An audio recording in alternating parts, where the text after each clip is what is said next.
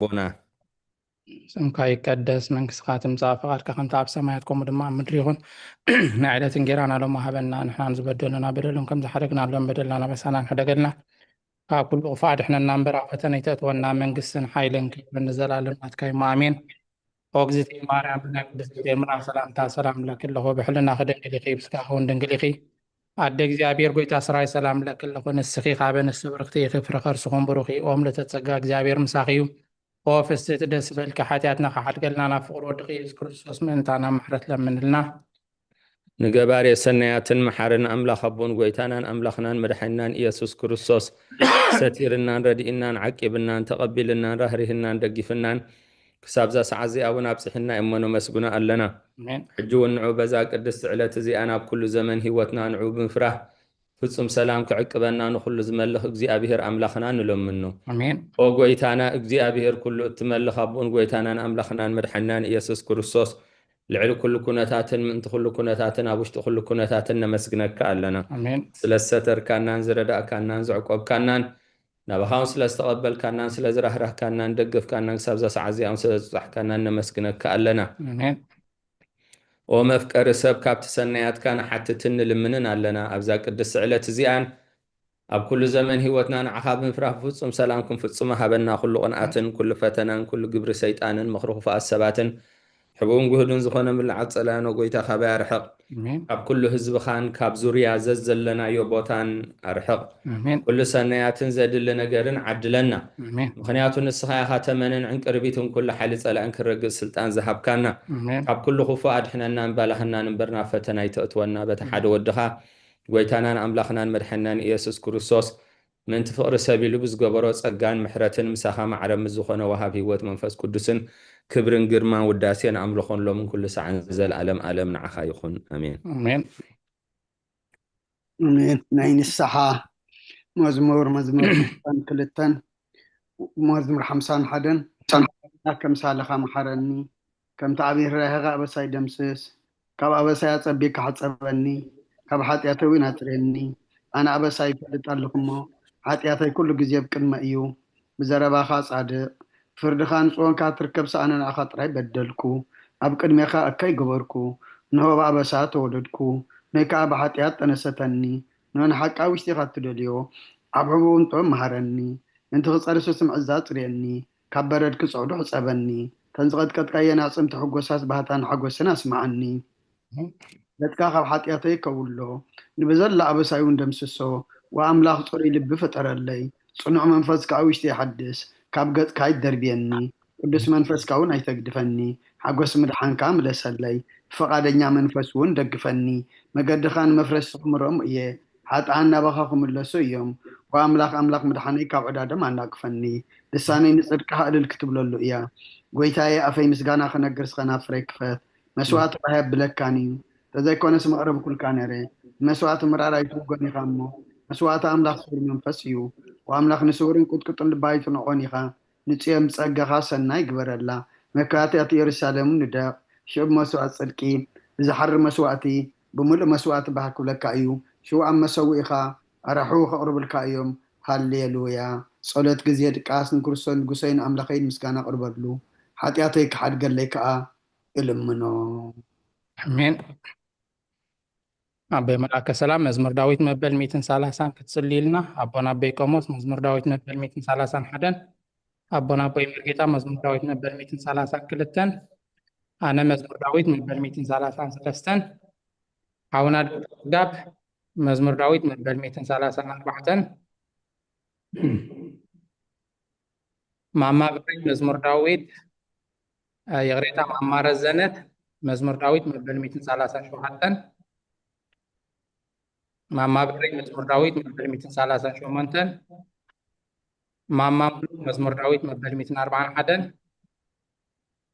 መምህር ትንቢት መዝሙር ዳዊት መበል 142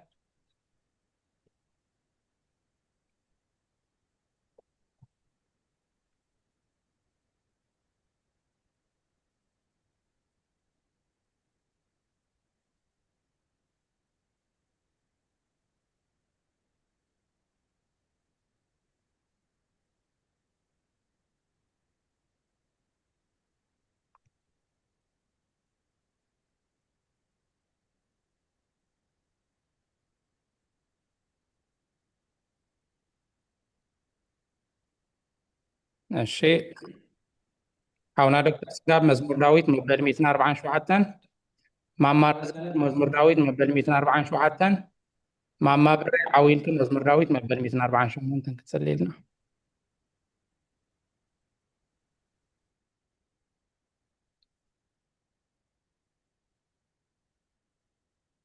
ماشي نبل 248 هللويا هللويا እግዚአብሔር ካብ ሰማያት አመስግንዎ ኣብ ኣርያም አመስግንዎ ኩልኩም መላእክቲ አመስግንዎ ብዘለኹም ሰራዊቱ አመስግንዎ ኣትን ፀሓይን ወርሕን አመስግንኦም ኣንቱም ብርኻት ከዋኽብቲ አመስግንዎ ኣቱም ናይ ሰማያት ኣብ ልዕሊ ሰማይ ዘለኹም ማያትን አመስግንዎ ንሱ ኣዚዙ ተፈጢርዎም እዩ እሞ ንስም እግዚአብሔር የመስግንዎ ንዘለዓለም ዓለም ኣቆሞም ዘይሓልፍ ሕጊ ከዓ ሃቦም ንእግዚአብሔር ካብ ምድሪ አመስግንዎ ኣቱም ገበላት ባሕሪ መዓሙቕ ኩልኩም ኣቱም ሓውን በረድን ኣሳሓይታን ግመን ቃሉ እተስልጥ ህቦብላን ኣቱም ኣኽራንን ኮረቢትን ኩልኩም ፈረይቲ ኣእዋምን ፅሕድታትን ኩልኩም ኣራዊትን ኩልኻትኩም እንስሳን ለመም እትብሉ ነፈርቲ ኣዕዋፍን ነገስታት ምድርን ኩልኻትኩም ኣህዛብን መሳፍንትን ኩልኩም ፈረቲ ምድርን ኣጎብዝን ጎራጆትን ዓበይቲ ምስ ናእሽቱ ስሙ በይኑ ልዑል እዩ ግርማኡ ኣብ ልዕሊ ሰማይ ምድሪ እዩ እሞ ንስም እግዚአብሔር አመስግንዎ ንህዝቡ እውን ቀርኒ ኣልዓለ ስለዚ ኩሎም ቅዱሳን ደቂ እስራኤል እቲ ዝቀርቦ ህዝቢ የመስግኑ ኣሎ ሃሌሉያ ሃሌሉያ ቅዱስ ቅዱስ ቅዱስ ወንጌል መምህርና ሉቃስ ካብ ዝፀሓፎ በረኸት ጸሎቱ ምስ ኩልና ህዝበ ክርስቲያን ይኹን እንሆ ድማ ኣብ ኢየሩሳሌም ስምዖን ዝበሃል ሰብኣይ ነበረ እዚ ሰብኣይ ዝጻድቕ ንኣምላኽ ዝፈርሕ ምጽንናዕ እስራኤል እውን ዝጽበ ነበረ መንፈስ ቅዱስ ድማ ነበሮ ነቲ መሲሕ እግዚኣብሔር ከይረኣየ ሞት ከም ዘይርኢ ድማ ብመንፈስ ቅዱስ ተገሊጹሉ ነበረ ብመንፈስ ከዓ ናብ ቤተ መቕደስ መጸ ወለዱ ነቲ ኢየሱስ ህፃን ከም ስርዓት ሕጊ ክገብርሉ ምስ ኣተው ስምዖን ድማ ኣብ ኢዱ ሓቆፎ ንኣምላኽ እውን ከምዚ እናበለ ኣመስገነ ኦ ጎይታይ ነትን ኣህዛብ ምግላፅ ብርሃን ንህዝብኻ እስራኤል እውን ክብረት ክኸውን ኣብ ቅድሚ ኩሉ ህዝቢ ዘዳልኻዮ ምድሓንካ ዓይንተይ ካብ ራእያስ ሕጂ ከም ቃልካ ንባርያኻ ብሰላም ተፋንዎ ኢኻ በለ ምስጋና ንእግዚአብሔር ኣምላኽ ይኹን ኦ ክርስቶስ ኣምላኽ ንመንስር ኣቦኻን መንፈስ ቅዱስን ሎምን ኩሉ ሰዓን ዘለዓለም ዓለም ንሰግደልካ ኣለና ኣሜን አሜን ማማ ሙሉ እነሆ ኣብ ቅድሚ እቲ ቁኑዕ ፈራዲ ክኸውን ተዳልየ ኣለኹ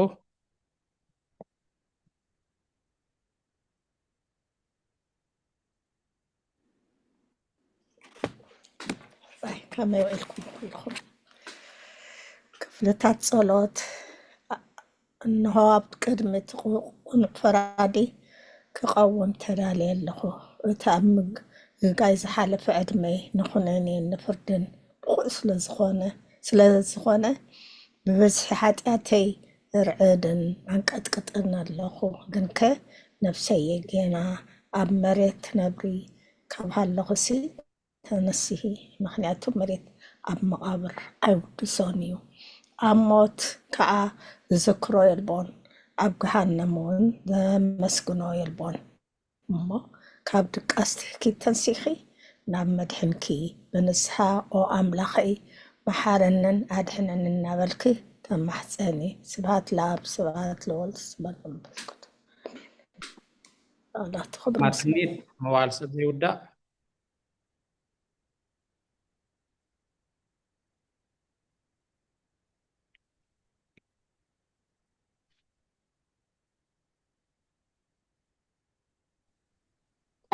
تسمعنا أيوة تسمعنا موال سب زي ودا إذا عالم زخان زر عالم زنبر أنت زخونسي نفسي نتصوص هنا مهنيات محلو كنيرو جنك تسيف زخونة تكباركن اتحماء كيكن عقد متحق أنيام سألع أب عرات حاتيات تسد إحكي أبتي شلتين يانكد عن سقافة خلقي انت ايو تتهبيو مسي وخرستوس أملاخي بتأزيز ፍርድኻ ኣሰንብድ ነቲ ዘለዓለማዊ ፍርድኻ ኣንብክኽ በቲ መለኮታዊ ነፀብራቃዊ ብርሃንካ እንቅጥቀጥ ኣለኹ ኣነ ሕሱም ድኑስ ኣብ ዓራተይ ደቂሰ ዘለኹ ኣብ ሂወተይ እውን ዘይግዱስ ዝኾንኩ ናይቲ ተቐባል ቀረፅ ኣብነት ብምውሳድ ኣብ ልበይ እናወቃዕኹ ኦ ኣምላኽ ኣነ ገበነኛ እሞ ይቕረ በለለይ ይብላ ኣለኹ جيزين وزلفني والعالم آدم آمين. አሜን። አሁን ዶክተር ስጋ በእውነት ድንግል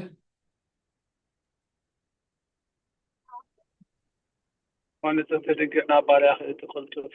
صلاة رديت كالزوجحي أتي أبحلناي كما عبد كما تركفوا حسابات أبايا الصغير الحقيقة متى حمتي نفسي بخنت النت أزيو حلاوتا تفقوا نومو ناب صلاة من الطحن أبقسيا ምክንያቱም ንሱ ከአሊትን ምሕረት እትልምን ከአላይትን አደም ይኺ አደም እንጂ ህይወት አደም ንጉስ ህይወት ንጉስ አምላኽ ጎይታ ኢየሱስ ክርስቶስ ተስፋ ይኺ አሜን። ማማ ብረይ ኦ ጎይታ በዛይለት እዚኣ ንዓሞ ብዘይ ሓጢኣት ክንሓድር ሓለወና እሺ ወጎይታ በዛለይት እዚኣ ንዓሞ ብዘይ ሓጢኣት ክንሓድር ሓለወና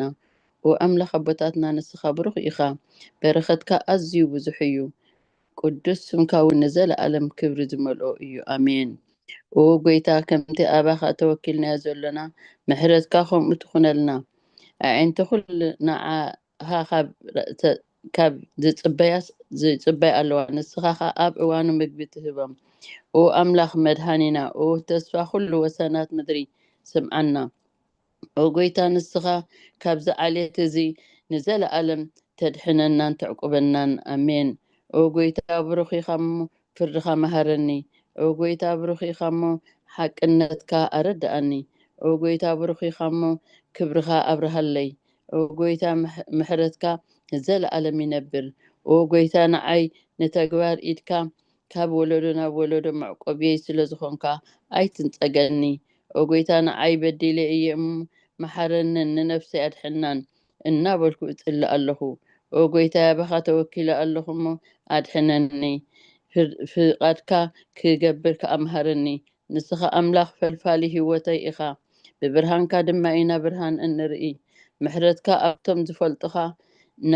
أفتم دفلتخا كبرخا خانا بتقنع لبي تمتع تسقان برخة مسقانا بحق ناتكا إيو وقدم عالم دنبركان نزل عالم التلبز لها أبو ودن منفس قدسن نعاخا مسقانا وداس يقر ما يقبع لو من كل ساعة نزل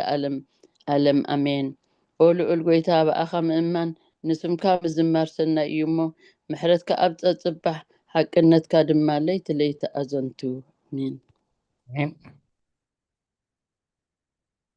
ማማ ረዘነት ውዳሴ ስሉስ ቅዱስ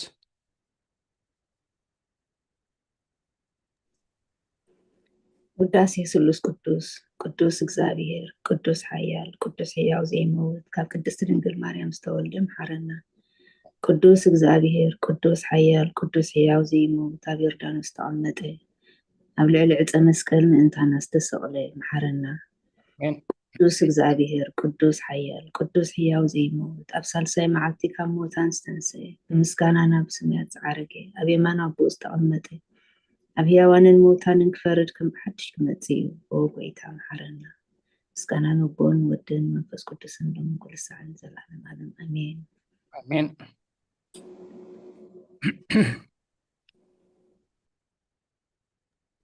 وسلس قدوس محرنا وسلس قدوس محرنا وسلس قدوس محرنا وقويتا عطياتنا حدا قالنا وقويتا بدلنا يتصبلنا وقويتا بسانا يقرب لنا وقويتا نحمات وغاب صحي أمه من تتقدس مكالي كافة والسم وقويتا نتمزمت بوتاتنا نديتاتنا أحواتنا نحاتنا كعانا بسما عرف وخاب حتيات نصخون كاقويتا محرنا وخاب حتيات نصخون كاقويتا ردعنا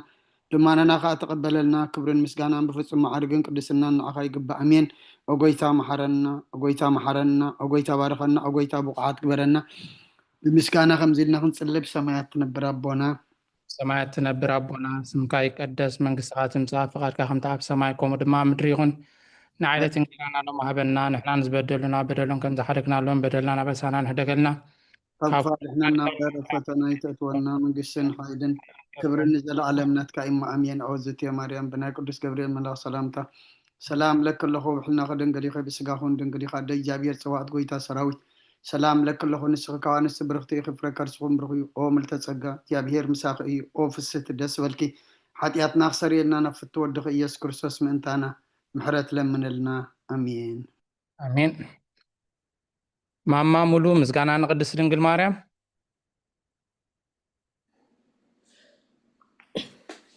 ምስጋና ንቅድስት ድንግል ማርያም ቅድስት ምልእተ ጸጋ ኩሉ ግዜ ድንግል ዝኾንኪ ወላዲተ ኣምላኽ ኣደ ክርስቶስ ሰላም ንብለኪ ምእንቲ ሓጢኣት ካሓድገልና ናብ ፍቁር ወድኺ ጸሎት ናዕርግልና ንሓቀኛ ብርሃን ኢየሱስ ክርስቶስ ኣምላኽና ዝወለድክልና ቅድስት ድንግል ሰላም ንብለኪ ንሓጢኣት ነፍስና ሓዲጉ ክምሕረና ናብ ጎይታ ለምንልና ኦ ቅድስት ድንግል ማርያም ወላዲተ ኣምላኽ ንዘርኢ ሰብ ምንቲ ኣማላዲት ናብ ወድኺ ኢየሱስ ክርስቶስ የሕድገት ሓጢኣት ክጽገወና ለምንልና ኦ ናይ ሓቂ ንግስቲ ድንግል ሰላም ንብለኪ ኦ ንኣማኑኤል ኣምላኽና ዘወለድክልና ኩርዓት ዘርእና ሰላምታ ነቕርበልኪ ኦ ድንግል ብጎይታና ኢየሱስ ክርስቶስ ዝተኣመነት ኣማላዲት ሓጢኣትና ምእንቲ ሓድገልና ትዘከርና ኣሜን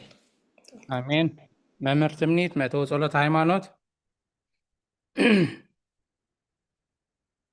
ቃለ ሕይወት ይስምዐኒ ቃለ ሕይወት ይስምዐና መእተው ጸሎት ሃይማኖት ኦ ኣደ ሓቀኛ ብርሃን ነኽብረኪ ኦ ቅድስት ድንግል ወላዲት ኣምላኽ መድሕን ዓለም ስለ ዘወለድክናን መጺኻ ነፍስና ስለ ዘድሓነናን ንምስግነኪ ኦ ጎይታናን ንጉስናን መድሓኒናን ኢየሱስ ክርስቶስ ክብሪ ንዓኻ ይኹን ንስኻን ሃዋርያት መጎሶም ሰማዕታት ኣኽሊሎም ንጻድቃን ዕልልትኦም ንቤተ ክርስቲያን ጽንዓት ንሓጣን ሕድገት ብሓደ ዝመለኮቱ ስሉስ ቅዱስ ነበስር ንሰግደሉን ነኽብሮን ኦ ጎይታ መሓረና ኦ ጎይታ መሓረና ኦ ጎይታ የቕረበለና ኦ ጎይታ ባርከና ኣሜን አሜን።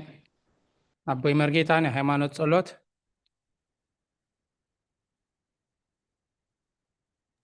ቃለ ሕይወት የስማዓልና ንሃይማኖት ጸሎት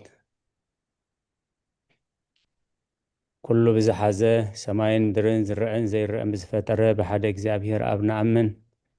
ብሓደ ጎይታ ብኢየሱስ ክርስቶስ ዓለም ከይተፈጥረ ምስኡ ህሉ ብዝኾነ ወልደ ኣብ ዋህድ እውን ንኣምን ካብ ብርሃን ዝተረኸበ ብርሃን ካብ ሓቀኛ ኣምላኽ ዝተረኸበ ኣምላኽ ዝተወልደ እምበር ፍጡር ዘይኮነ ብመለኮቱ ምስ ኣብ ማዕረ ዝኾነ ኩሉ ብኡ ዝተፈጥረ ብዘይክኡ ግና ኣብዚ ምድሪ ዘሎ ይኹን ወይስ ኣብ ሰማይ ዘሎ ምንም ዝተፈጥረ የልቦን ምእንታና ምእንቲ ሰብ ምእንቲ ድሕነትና ካብ ሰማያት ዝወረደ ብመንፈስ ቅዱስ ካብ ቅድስት ድንግል ማርያም ስጋ ለበሰ ሰብ ኮነ ሰብ ኮይኑ ድማ ብዘበን ጴንጤናዊ ጲላጦስ ምእንታና ተሰቕለ ሓመመ መከራ መስቀል ተቐበለ ሞተ ተቐብረ ኣብ ቅዱሳት መጻሕፍቲ ከም ዝተጻሕፈ ኣብ መበል ሳልሳይ መዓልቲ ካብ ሙታን ተፈሊጡ ተንስአ ብኽብሪ ናብ ሰማያት ዓረገ ኣብ የማን ኣቦ ተቐመጠ ከም ብሓድሽ ንሕያዋንን ንሙታንን ክፈርድ ብኽብሪ ክመጽእ እዩ ንመንግስቱ እውን መወዳእታ የብላን ብሓንቲ ቅድስት ቤተ ክርስቲያን ንኣምን ንሕድገት ሓጢኣት ብሓንቲ ጥምቀት እውን ንኣምን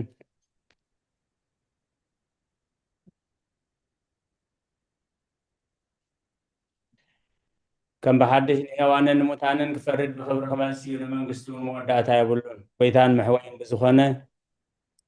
ካብ ኣብ ዝሰረጸ መንፈስ ቅዱስ እውን ንኣምን ምስ ኣብን ወልድን ንሰግደሉን ነመስግኖን ብነቢያት ዝተዛረበ ኢሉ ኩሉ ናይ ሃዋርያት ጉባኤ ብዝኾነት ብሓንቲ ቅድስት ቤተ ክርስቲያን ንኣምን ንሕድገት ሓጢኣት ብሓንቲ ጥምቀት ንኣምን ትንሣኤ ሙታንን ንዘለዓለም ዓለም ዝመጽእ ህይወት ተስፋ ንገብር ኣሜን አሜን። ኦ ጎይታ ጸሎትና ሰሚዕኻ ሓጢኣትና ሕደገልና ክርያላይሶን ክርያላይሶን ክርያላይሶን ክርያላይሶን ክርያላይሶን ክርያላይሶን ክርያላይሶን ክርያላይሶን ክርያላይሶን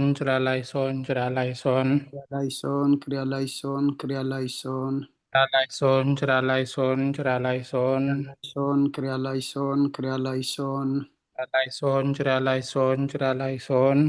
ሶን ክርያላይሶን ክርያላይሶን ክርያላይሶን ክርያላይሶን ክርያላይሶን ላይሶን ክርያላይሶን ክርያላይሶን ክርያላይሶን ክርያላይሶን ክርያላይሶን ላይሶን ክርያላይሶን ክርያላይሶን ክርያላይሶን ክርያላይሶን ክርያላይሶን ሶን ክርያላይሶን ክርያላይሶን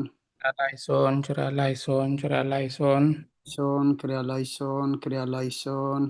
ላይሶን ችራ ላይሶን ችራ ላይሶን ላይሶን ክሪያ ላይሶን ክሪያ ላይሶን ላይሶን ችራ ላይሶን ችራ ላይሶን ላይሶን ክሪያ ላይሶን ክሪያ ላይሶን ላይሶን ችራ ላይሶን ችራ ላይሶን ሶን ክሪያ ላይሶን ክሪያ ላይሶን ላይሶን ችራ ላይሶን ችራ ላይሶን ሶን ክሪያ ላይሶን ክሪያ ላይሶን ላይሶን ችራ ላይሶን ችራ ላይሶን ላይሶን ክሪያ ላይሶን ላይሶን ችራ ላይሶን ማማርጋ ዓለም ቅዱስ ቅዱስ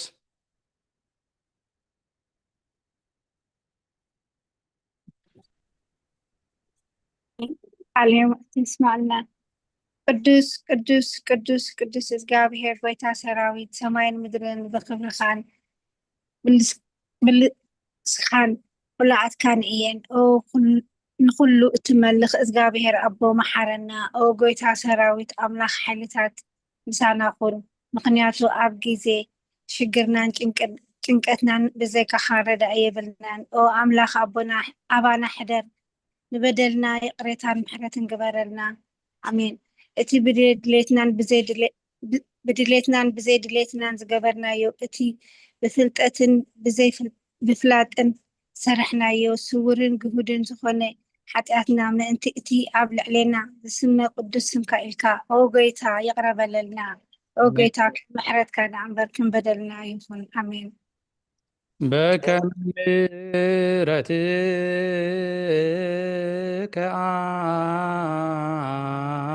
አምላክነ ዋኮ በከመ አበሳነ በከመ ምሕረትከ አምላክነ ዋኮ በከመ አበሳነ በከመ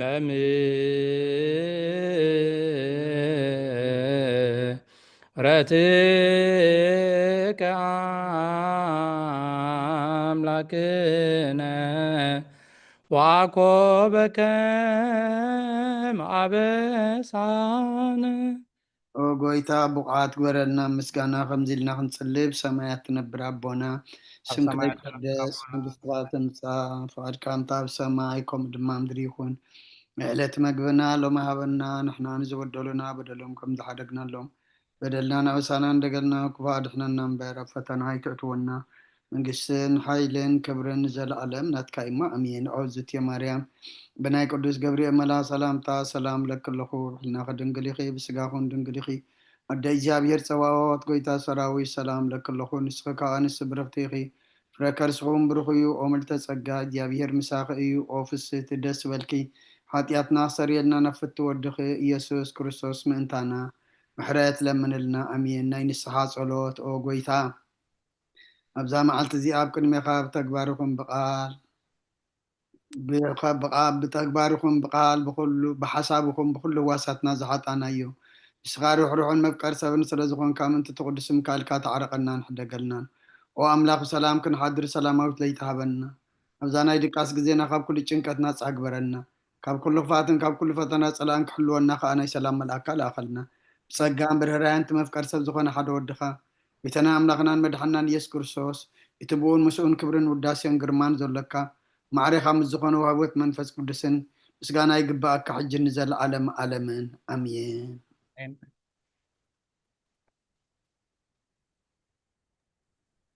ኦ ጎይታ መሓረና ምሕረትካ እውን ኣብ ዝሓልና ኣብ ነፍሲ ወከፍ ሰዓትን ግዜን ኣብ ሰማይን ምድርን ብክብሪ ዝስገደልካ ክርስቶስ እውን ኣምላኽና በዓል ነዊሕ ትዕግስትን ብዙሕ ምሕረትን ብሰናያት ዝተመላእካ ርህሩህነቶም ኣነ ዝቐዳማዮም ሓጢኣተኛታት እውን እትምሕር ንሓጥእ ብንስሓ ተመሊሱ ብሂወት ክነብር እምበር ሞቱ ዘይትደሊ ምእንቲ ትፅበዮም ዘሎ ተስፋ ሰማያት ክረኽቡ ንኩሎም ናብ ድሕነት እትዕድም ኦ ጎይታ ኣብዛ ሰዓት እዚኣ ናብ ኩሉ ሰዓታትን ልማኖና ተቐበል ህይወትና ኣቃናዓልና ትእዛዛትካ ክንገብር ምርሓና መንፈስና ቀድስ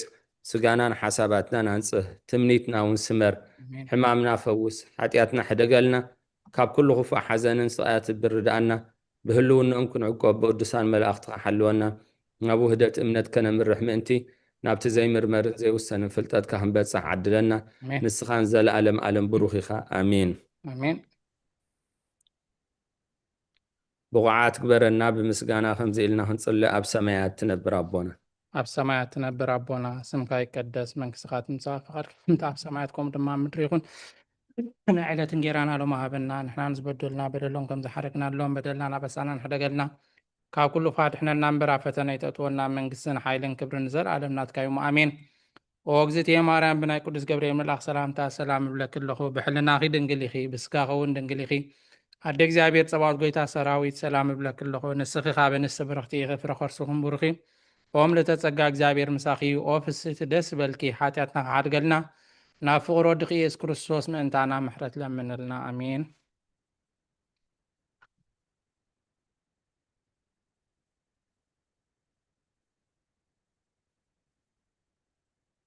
ስለ ዝነበረና ናይ ጸሎት ጊዜ ንኣምላኽና ስብሓት ይኹኖ ካብዚ ብምቕጻል ንሎሚ ሰሉስ ዕለት 17 ሰነ ብግእዝ 10 ሰነ ከምቲ ኩሉ ጊዜ ኣብ ነፍሲ ወከፍ ሰሉስ ዝወሃብና ናይ ሃይማኖት ኣበው ትምህርቲ ንባብን ኣስተንትኖን ሕቶን መልስን ንሎሚ ድማ መቐፀልታናቱ ሃይማኖት ኣበው ናይ ቅዱስ ኤጲፋኒዮስ ምዕራፍ 57 ሓድሽ ምዕራፍ እዩ ክፍሊ 9 ካብ ቁፅሪ 1 ኣትሒዝና ክነንብብ ኢና እግዚኣብሔር ኣምላኽ ኣብ ማእከልና ተረኺቡ መንፈስ ቅዱስ ልኢኹ ይምርሐናን የብረህልናን ሓደራ እዞም ንከታተል ዘለና ከዓ ተገዲስና ክንሰምዕ ሕቶ እንተሊና ካብቲ ዝሰማዕናዮ ኖት ክንሕዝ ኣብ ሞባይልና ድዩ ኣብ ጥራዝ ድዩ ተመሊስና ከይንርስዖ ምእንቲ ነቦታት ክንሓትት ክምልሱልና ምእንቲ እነስተንትኖ ምስ ጉባኤ ሓሳባትና ሼር እንገብሮ ከዓ ኣትሊስት እታ ቁፅሪ ጥራይ ወላ ቁፅሪ 1 ቁፅሪ 10 ተዳብልና ምዝግብ ነብላ እሞ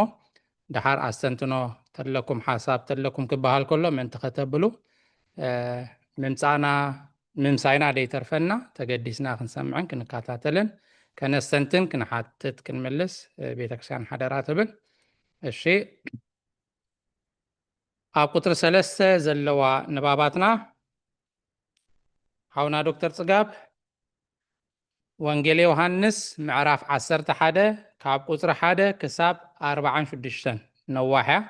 ወንጌል ዮሐንስ ምዕራፍ 11 ካብ 6 ካብ 1 ክሳብ 46 ይቕሬታ ማማ ብረይ ወንጌል ሉቃስ ምዕራፍ 7 ካብ 11 ክሳብ 16 ንባብ ቁፅሪ 1 2 3 ከም ብሓድሽ እዚ ቅዱስ ኣቦ ኤጲስቆጶስ ኤጲፋኒዮስ ኣብዚ መፅሓፍ እዚ ከም ዝበለ እቶም ዓያሹ ሰባት መጻሕፍቲ ይሕስዋየን ብምባል ካብ ስሕተቶም ኣይተመልሱን ክርስቶስ ከመይ ኢሉ በኽሪ ምውታት ተባህለ ዲያቆን ሸር ኣይኮነን ኣሎ ዲያቆን ስክሪን ሼር ኣይኮነን እቲ ናይ ጸሎት እዩ ዘሎ ኦኬ ሶሪ ቴንክ ዩ አቦና መልካም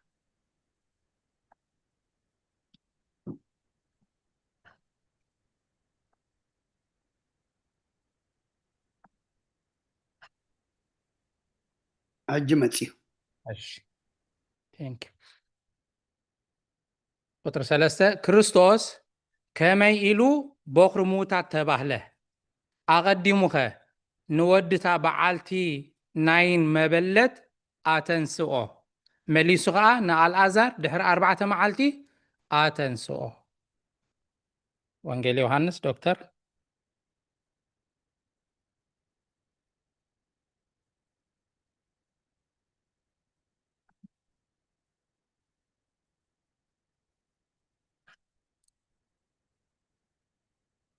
እሺ ማማረ ዘነት ወንጌል ዮሐንስ ምዕራፍ 11 ካብ 1 ክሳብ 46 ከተንብብልና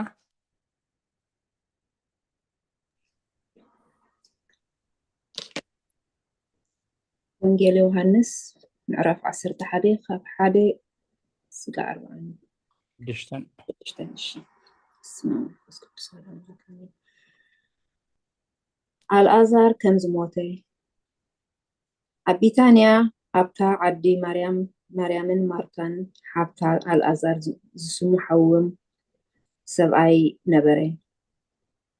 ሰብኣይ ነበረ። ማርያም እታን ጎይታ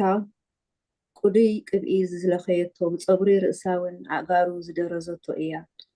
እቲ ሕሙም እውን ኣልኣዛር ሓዋ እዩ። ስለዚ እተን ኣሕዋቱ ጎይታይ እቲ እተፍቅሮስ እንሆ ሓሚሙ ኣሎ ኢለን ናብ ኢየሱስ ለኣኻ። ኢየሱስ እዚ ሰሚዑ እዚ ሕማም እዚ ወዲ ኣምላኽ ብኡ ምእንቲ ክኸብር ንኽብሪ ኣምላኽ እዩ እምበር ንሞት ኣይኮነን በለ። ኢየሱስ ንማርታን ንሓብታን ንኣልኣዛርን የፍቅሮም ነበረ። ብሕማሙ ምስ ሰምዐ ኣብታ ዘለዋ ስፍራ 2 መዓልቲ ወዓለ። ድሕሪዚ ንደቂ መዛሙርቱ ደጊም ንዑናይ ናብ ምድሪ ይሁዳ ንኸይድ በሎም። ደቂ መዛሙርቱ ከዓ መምህር በኣኦም ኣይሁዳ ብዳርባ እምኒ ክቐትሉኻ በኣምሆ ኣይሁድ ብዳርባ እምኒ ክቐትሉኻ ይደልዩ ነይሮምሲ መሊስካ ዶ ናብኡ ትኸይድ በልዎ። ኢየሱስ ከዓ መለሰ መዓልትስ 12 ሰዓት ኣይኮነትን። እቲ ብመዓልቲ ዝኸይድ ብርሃን እዛ መዓልቲ እዚኣ ዘርኢ ስለ ዝኾነ ኣይዕንቀፍን። እቲ ብለይቲ ዝኸይድ ግና ብርሃን ስለ ዘይብሉ ይዕንቀፍ እዩ። እዚ ተዛረበ ድሕሪዚ ድማ ኣልኣዛር ፈታዊና ደቂሱ ኣሎ። ኣነ ግና ካብ ድቃሱ ምእንቲ ከተንስኦ ክኸይድ እየ በሎም። ሽዑ ደቂ መዛሙርቱ ጎይታይ ደቂሱ እንተኮይኑስ ክጥዒ እዩ በልዎ። ኢየሱስ ብዛዕባ ሞት እዩ ዝተዛረበ፣ ንኣቶም ግና ብዛዕባ ናይ ትኽስ ድቃስ እተዛረበ መሰሎም። ሽዑ ኢየሱስ ዝግህዶ በሎም ኣልኣዛር ሞይቱ። ኣነ ኣብኡ ብዘይ ምንባረይ ምእንቲ ክትኣምኑስ ብዛዕባኹም እሕጎስ ኣለኹ። ግናኸ ንዑናይ ናብኡ ንኸይድ። ስለዚ እቲ ዲዲሞስ ዝብልዎ ቶማስ ነቶም ብፆቱ ደቂ መዛሙርቲ ንሕና እውን ከምስኡ ክንመውት ንኸይድ በሎም። ትንሣኤ ህይወት ኢየሱስ እዩ። ሽዑ ኢየሱስ ምስ መፀ ኣብ መቃብር 4 መዓልቲ ገይሩ ረኸቦ። ምቕራብ ቢታንያ ንየሩሳሌም 15 ስታድዮስ ኣቢሉ እዩ። ካብ ኣይሁድ ድማ ብዙሓት ብዛዕባ ሓወን ከፀናንዕወን ናብ ማርያምን ማርታን መፂኦም ነበሩ። ማርታ ምምፃእ ኢየሱስ ሰሚዓ ክትቅበሎ ወፀት። ማርያም ግና ኣብ ቤት ተቐሚጣ ነበረት። ሽዑ ማርታ ንኢየሱስ ጎይታይ ኣብዚ እንተትነብርሲ ግዲ ሓወይ ኣይምሞተን ነይሩ። ግናኸ ሕጂ ካብ ኣምላኽ ዝለመንካዮ ዘበለ ኣምላኽ ከም ዝህበካ እፈልጥ ኣለኹ በለቶ። ኢየሱስ ድማ ሓዊኺ ክትንስእ እዩ በላ። ማርታ ድማ በታ ዳሕረወይቲ መዓልቲ ብትንሳኤ ከም ዝትንስእ እፈልጥ ኣለኹ በለቶ። ኢየሱስ ከዓ በላ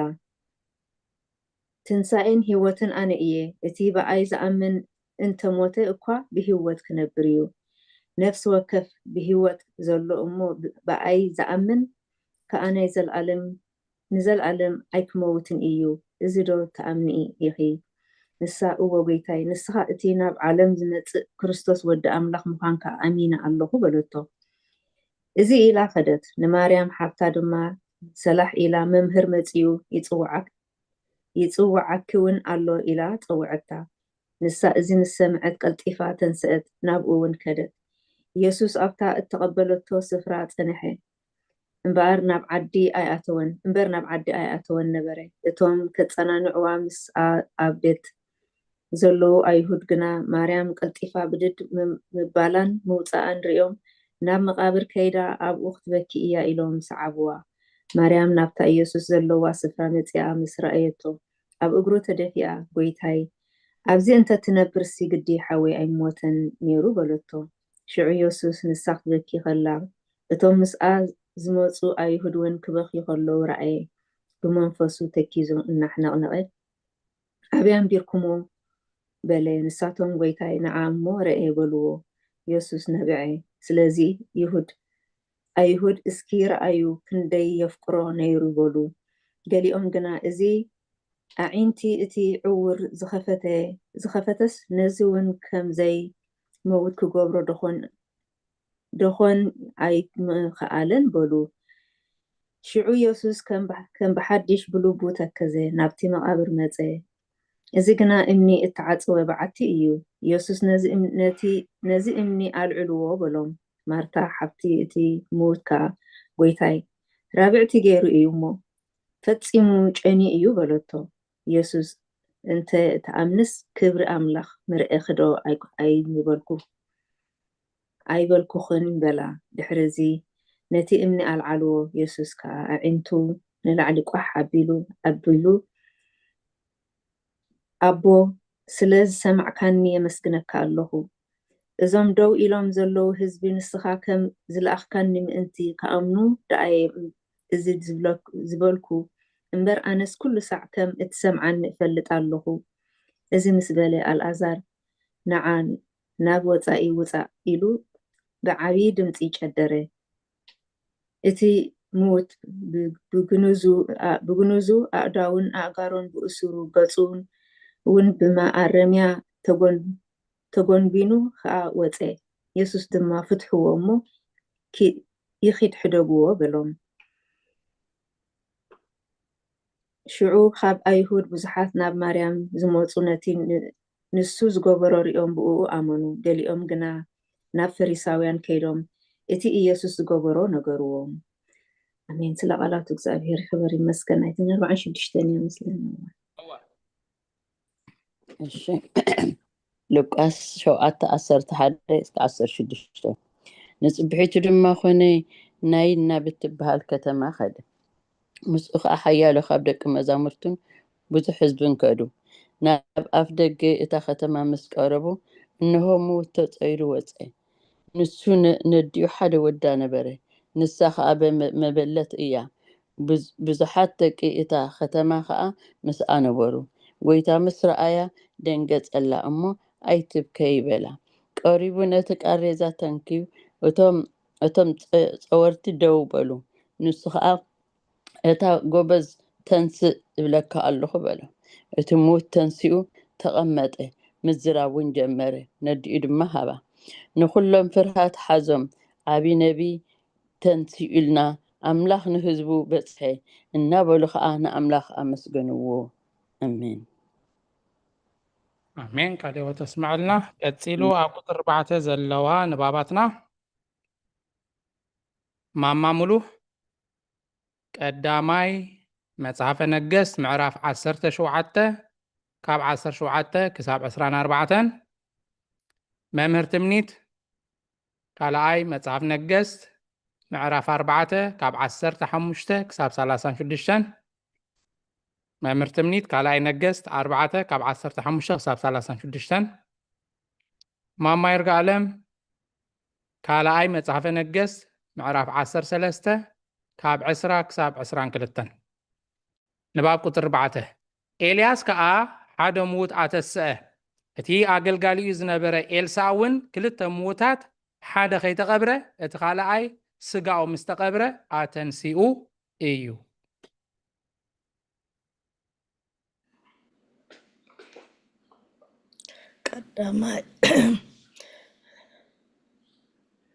ቀዳማይ ነገሥት ምዕራፍ 17 ካብ 17 ክሳብ 24 ኮነ ድማ ድሕሪ እዚ ነገር እዚ ወዲ እታ ሰበይቲ እታ በዓልቲ ቤት ሓመመ እቲ ሕማሙ ከዓ ትንፋሱ ክሳዕ ዝስኣን በርትዖ ሽዑ ንሳ ንኤልያስ ኣታ ናይ ኣምላኽ ሰብ ንዓይን ንዓኻንሲ እንታይ ኣራኸበና ሓጢኣተይ ከተዘክር ወደይ እውን ክትቀትል ኢኻ ዝመፅኣኻኒ በለቶ ንሱ ግና ወድኺ ሃብኒ በላ ካብ ሕቑፋ ወሲዳ ከዓ ናብታ ዝነበረላ ደርቢ ኣደየበቶ እሞ ኣብ ዓራቱ ኣደቀሶ ሽዑ ገለ ወእግዚኣብሔር ኣምላኸይ ነዛ ኣነ ምስኣ ብግሽነት ዝነብር ዘለኹ መበለት ወዳ ብምቕታል ዶ ክፉእ ገበርካያ ኢሉ ናብ እግዚኣብሔር ተማህለለ ኣብ ልዕሊ እቲ ቆልዓ 3 ሰዓት በጢሉ ድማ ወእግዚአብሔር ኣምላኸይ በጃኻ ነብሲ እዚ ቆልዓ እዚ ናብ ውሽጡ ምለሳ ኢሉ ናብ እግዚአብሔር ተማህለለ። እግዚአብሔር ከዓ ዳሃይ ኤልያስ ሰምዐ። ነፍሲ እቲ ቆልዓ ድማ ናብ ውሽጡ ተመልሰት እሞ ህያው ኮነ። ኤልያስ ከዓ ነቲ ቆልዓ ወሲዱ ካብ ደርቢ እታ ቤት ኣውሪዱ ነዲኡ ሃባ። ኤልያስ ድማ ርእዩ ወድኻ ሓዊ በላ። እታ ሰበይቲ ከዓ ንኤልያስ ንስኻ ናይ ኣምላኽ ሰብ ከም ዝኾንካ ቃል እግዚአብሔር ድማ ኣብ ኣፍካ ሓቂ ከም ዝኾነ ሕጂ ፈለጥኩ በለቶ። ስለቃላትኹ ምስጋና ይኹን። አሜን።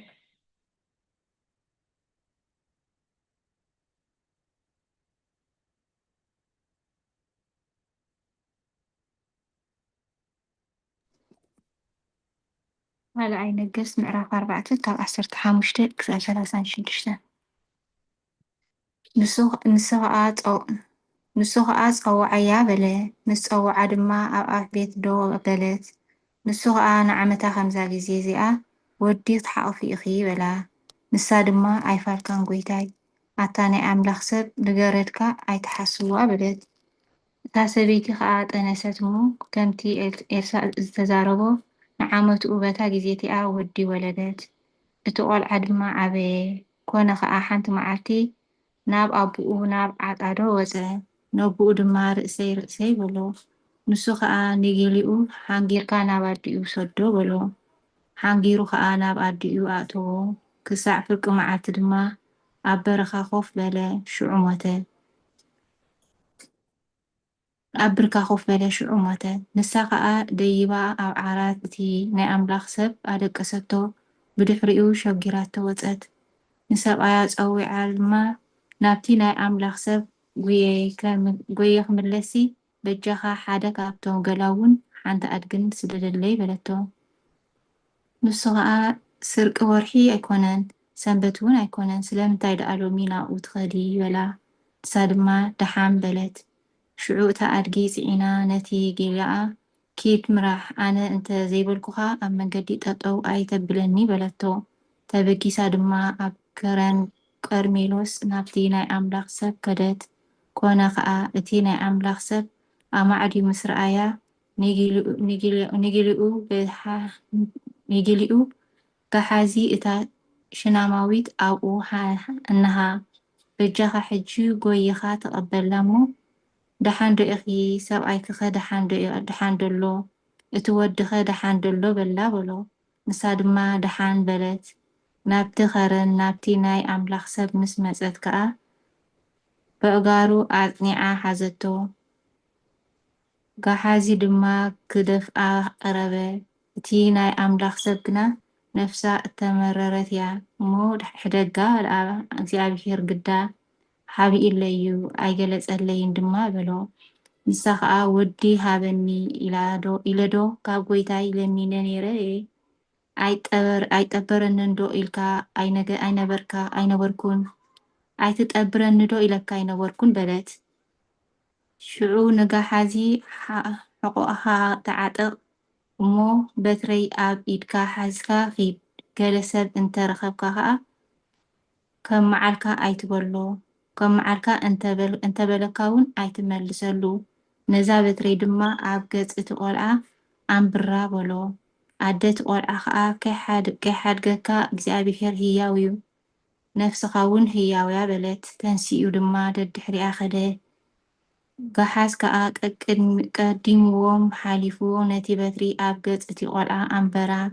ግናኸ ደሃይ ኣይነበሮን ምስማዕ እውን ኣይነበሮን። ሽዑ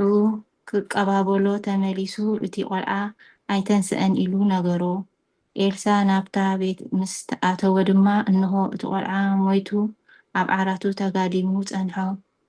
ናብታ ቤት ኣትዩ ከዓ ድሕሪ ክልቲኦም ነቲ ማዕፆ ሸጎሮ። ኣብ እግዚኣብሔር ከዓ ለመነ። ደይቡ ድማ ኣብ ልዕሊ እቲ ቆልዓ በጥ በለ። ኣፉ ከዓ ኣብ ኣፍ ዓይኑ ድማ ኣብ ዓይኑ ኢዱ እውን ኣብ ኢዱ ገበረ እሞ ኣብ ልዕሊኡ ተዘርገሐ። ስጋቱ ቆልዓ ከዓ ሞቐ። መሊሱ ድማ ኣብቲ ቤት ሓንሳእ ናብዚ ሓንሳእ ናብቲ ኣቢሉ ተዛወረ ከም ብሓድሽ ደይቡ ከዓ ኣብ ልዕሊ በጥበለ እቲ ቆልዓ ድማ 7 ሳዕ እንጥሾ በለ እሞ እቲ ቆልዓ ኣዒንቱ ቋሕ በለ። ሽዑ ኤልሳ ንገሓዝ ፀዊዑ ነታ ሽናማዊት ፀውዓያ በሎ። ፀውዓ ከዓ ናብኡ ምስ ኣተወት ድማ ወድኺ ውሰዲ በላ።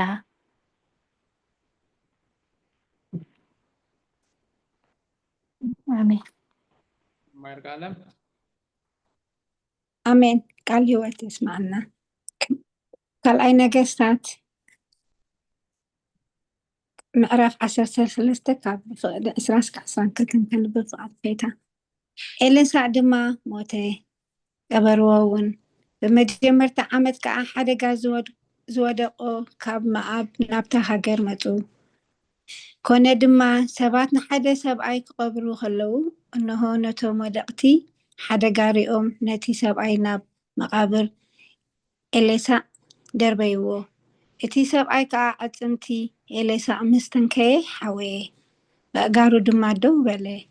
ውግእ እስራኤል ምስ ሶርያ። ሓዛኤል ንጉስ ሶርያ ከዓ ብኩሉ ዘመን ዮሃኣስ ንእስራኤል ኣጥቅዕዎ። ኣሜን። ወዲእ ኣለኹ። ኣሜን።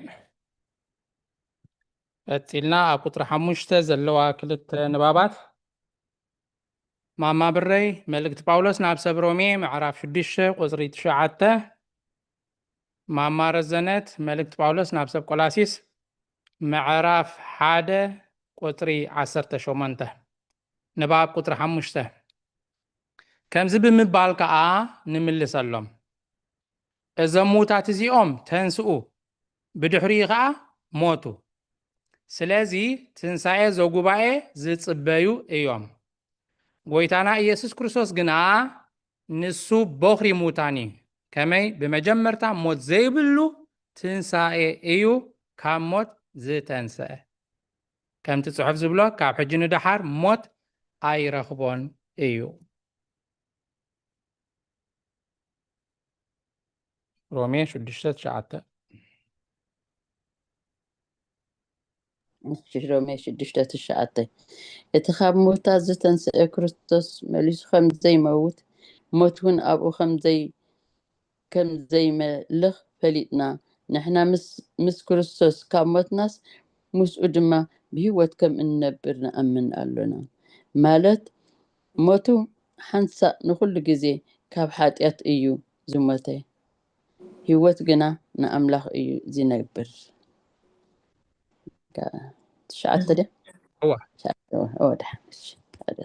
ኣሜን። ቃል ህይወት ይስማዓልና። ቆሎሴ ምዕራፍ 1 ቁፅሪ 18 ንሱ ተንሲኡ ስጉኡ ድማ ርእሱ እዩ ማለት ንማሕበር ብኩላ ነገር ቀዳማይ ምእንቲ ክኸውንሲ ንሱ መጀመርታ እዩ፣ ካብ ሙታን በኽሪ እዩ። ኣሜን። ኣብ ቁጥሪ 6 ዘለዋ ንባባትና ማማ ሙሉ መልእክቲ ጳውሎስ ናብ ሰብ ፊልጵስዩስ ምዕራፍ 2 ቁፅሪ 8 መምህር ትምኒት መልእክቲ ጳውሎስ ናብ ሰብ ዕብራውያን ምዕራፍ 7 ቁፅሪ 27 ንባብ ቁጥሪ 6 ከመይ ንሱ መከራና ተቐበለ ብፍቃዱ ድማ ሓንሳብ ኣብ ዕፀ መስቀል ሞተ። እዚ ኣካላዊ ቃል ሰብ ምስ ኮነ ክሳዕ ሞት ዝበፅሐ ንሞት ምእንቲ ከጥፍእ እዩ። ኣሜን።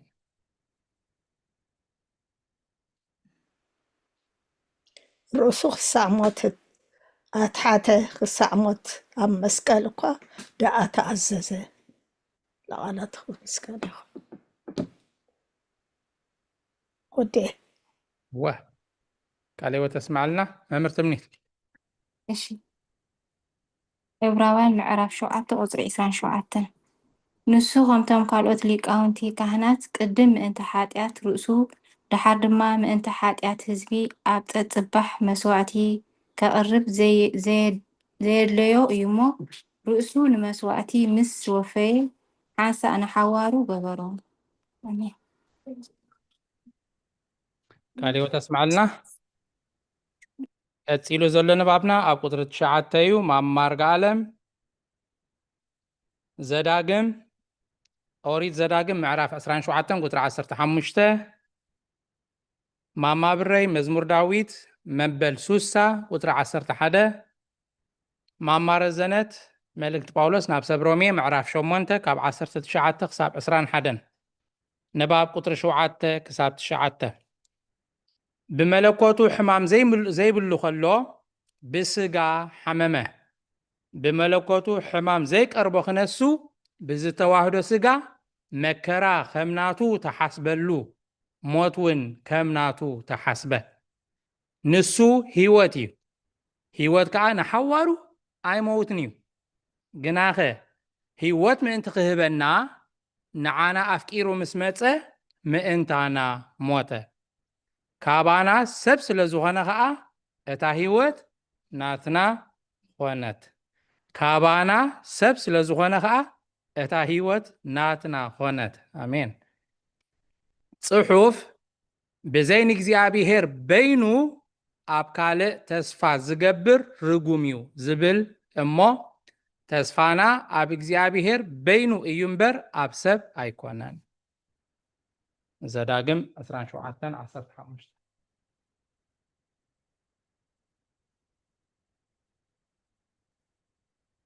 الهوت تسمع لنا اتو وفقرن فوسن اسغابير زفوسن بأداو بالحاتنيا تجبره مثلي زنبره حبيئو خاء زنبرو رقوم يخون كل حزب خاء امين إلو يملس امين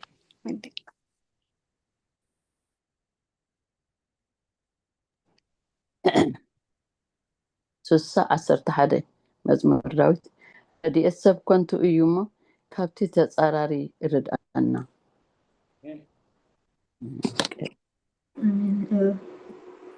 رومي شومونتي اب 19 እስከ 21 ሃረርታ ፍጥረት ነቲ ምግላጽ ደቂ ኣምላኽ ይጽበዩ ኣለዉ እሞ ከምኡ ከዓ ኣነ ንስቃይ እዚ ዘመን እዚ ነቲ ኣባና ክግለጽ ዝመጽእ ዘሎ ክብሪ ከም ዘይመዓራረዩ ኣኣምን ኣለኹ እቲ ፍጥረት ንኸንቱ ተገዚኡ ኣሎ ስለቲ ብተስፋ ዘግዝኦ እዩ እምበር ብፍቃዱስ ኣይኮነን እሞ እቲ ፍጥረት ንርእሱ ድማ ካብ ባርነት ፍጥረት ናብ ሓርነት ክብሪ ደቂ ኣምላኽ ሓራ ከውፅኦ እዩ ኣሜን አሜን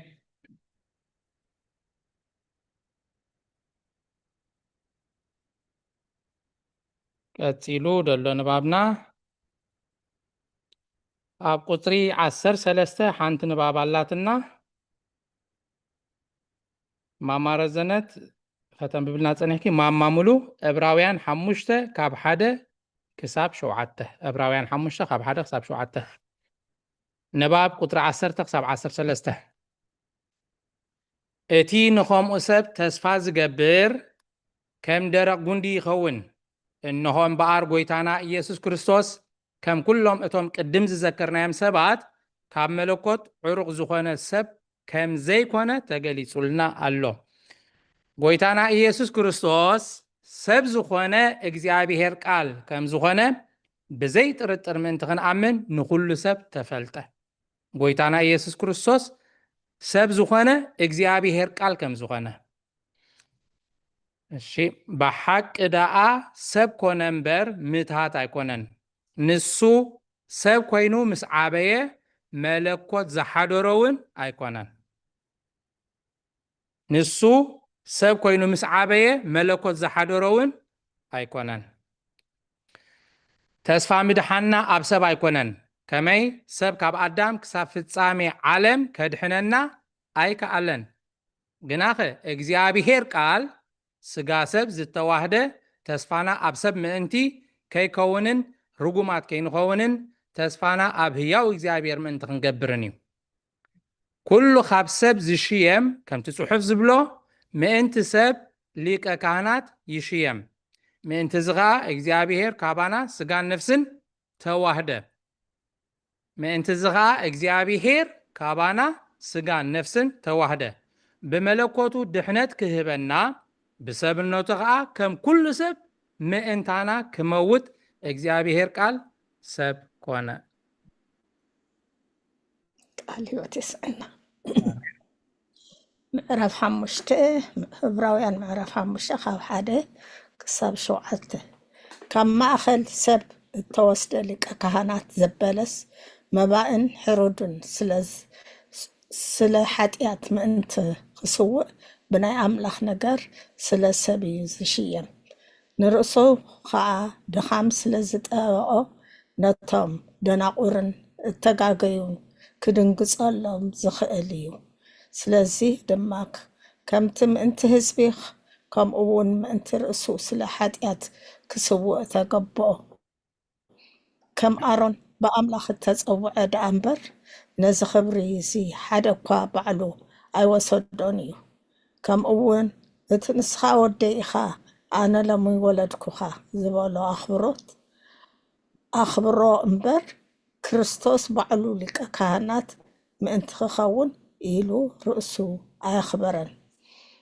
ኣብ ካልእ ስፍራ ድማ ከምዚ ይብል ንስኻ ከም መዓርግ ወልደ ጻድቕ ንዘለኣለም ካህን ኢኻ መልከ ጸድቕ ንዘለኣለም ካህን ኢኻ ንሱ ብዘመን ስጋኡ ከሎ ብብርቱዕ ኣውያትን ንብዓትን ናብቲ ካብ ሞት ከድሕኖ ዝከኣሎ ጸሎትን ምህለላን ምስ ኣቕረበን ብዛዕባ ንኣምላኽ ምፍራሑ ምስተሰምዐ ወዲ ምስተሰምዐን ኣብኣ ተወዲያ ኣላ። ካልኦ ተስማዓልና ቀፂሉ ዘሎ ንባብና ኣብ ቁጥሪ 15 መምህርቲ ምኒት ቀዳመይቲ መልእክቲ ጴጥሮስ ምዕራፍ 3 ቁጥሪ 18-19 ማማርጋ ዓለም ቀዳመይቲ መልእክቲ ጴጥሮስ ምዕራፍ 4 ቁጥሪ 1 ንባብ ቁጥሪ 14-15 አቤት 4 እሺ ኣብ ገጽ ቸክ ገብረ 4 ሓደ ላብዛ ገጽ ቃ እሺ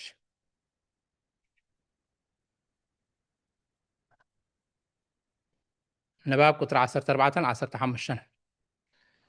ብመከራኡ ንመከራና ኣጥፍኦ ብሞቱ ድማ ንሞት ቀተሎ ንመለኮቱ መከራ ናቱ ኾነ እቲ መከራ ዘይብሉ እግዚአብሔር ቃል ፈቃዱ እዚ ስለ ዝኾነ በዛ ኣምሳል እዚ ተመሰለ ብደም ዝተኣልከ ክዳን ዝተኸድነ ሰብ እቲ ክዳን እዩ ብደም ዝተኣልከ እምበር ኣብ ስጋ እቲ ክዳን ዝተኸድኖ ሰብ ደም ኣይኮነን። እስኪ በዛ ኣምሳል እዚ ተመሰለ ብደም ዝተኣልከ ክዳን ዝተኸድነ ሰብ እቲ ክዳን እዩ ብደም ዝተኣልከ እምበር ኣብ ስጋ እቲ ነቲ ክዳን ዝተኸድኖ ሰብ ደም ኣይኮነን። እቲ ብደም ዝተኣልከ ክዳን ዝተኸድነ ሰብ ግና ብደም ከም ዝተኣልከ ተቆፅረ። ጎይታና ኢየሱስ ክርስቶስ ከዓ ከምዚ ብስጋ መከራ ተቀበለ ከመይ ቅዱስ እግዚአብሔር ቃል ካብ ሰማይ ምስ መፀ በቲ ዝለበሶ ፍጹም ሰብነት መከራ ከምናቱ ተሓስበሉ። ሐዋርያ ጴጥሮስ ንሱ ብመለኮት ሕያው ክነሱ ብስጋ መከራ ተቀበለ መሊሱ ድማ ክርስቶስ ምእንታና ብስጋ መከራ ተቀቢሉ እሞ ንስኻትኩም ከዓ ንዕኡ ምሰሉ ከም ዝበሎ እዩ። ቀዳማይ መልእክቲ ጴጥሮስ ምዕራፍ 3:18-19 ክርስቶስ ድማ ናብ ኣምላኽ ምእንቲ ከቅርበና ኢሉ ንሱ እቲ ጻድቕ ስለቶም ዓመፅቲ ሓሳእ ስለ ሓጢአት ሞተ ብስጋ ሞተ ብመንፈስ ግና ህያው ኮነ ብኡ ከይዱ ድማ ነቶም ኣብ ቤት ማእሰርቲ ዝነበሩ መናፍስቲ ሰበኸሎም። አሜን። ቀፂላ ደላ ቀዳመይቲ መልእክቲ ጴጥሮስ ምዕራፍ 4 ቁፅሪ 1 ቸክ ገብራ ፀኒሐ ምስታነባብቲ ከይታ ቁፅሪ 1 ኣሜን። ቃልይወት ሓደን ክልተን ብሓንሳ ኣለዋ ደጊም ክርስቶስ ምእንታና ሓሰረ መከራ ካብ ጠገበስ ብስግኡ መከራ ዝጸግብ ንሱ ሓጢኣት ሓዲግዎ እዩ እሞ እቲ ብስጋ ዝተረፈ ዘመን ንፈቃድ ኣምላኽ እምበር ንፍትወት ሰብ ምእንቲ ከይትነብሩ ንስኻትኩም እውን ነዚ ሓሳብ እዚ ከም ኣፅዋር ጌርኩም ሓዝዎ ኣሜን ኣሜን ቀፂሉ ደሎ ንባብና ኣብ ቁፅሪ 19 ሓንትላትና ማማብረይ መልእክቲ ጳውሎስ ናብ ሰብ ሮሜ ምዕራፍ 11 ቁፅሪ 33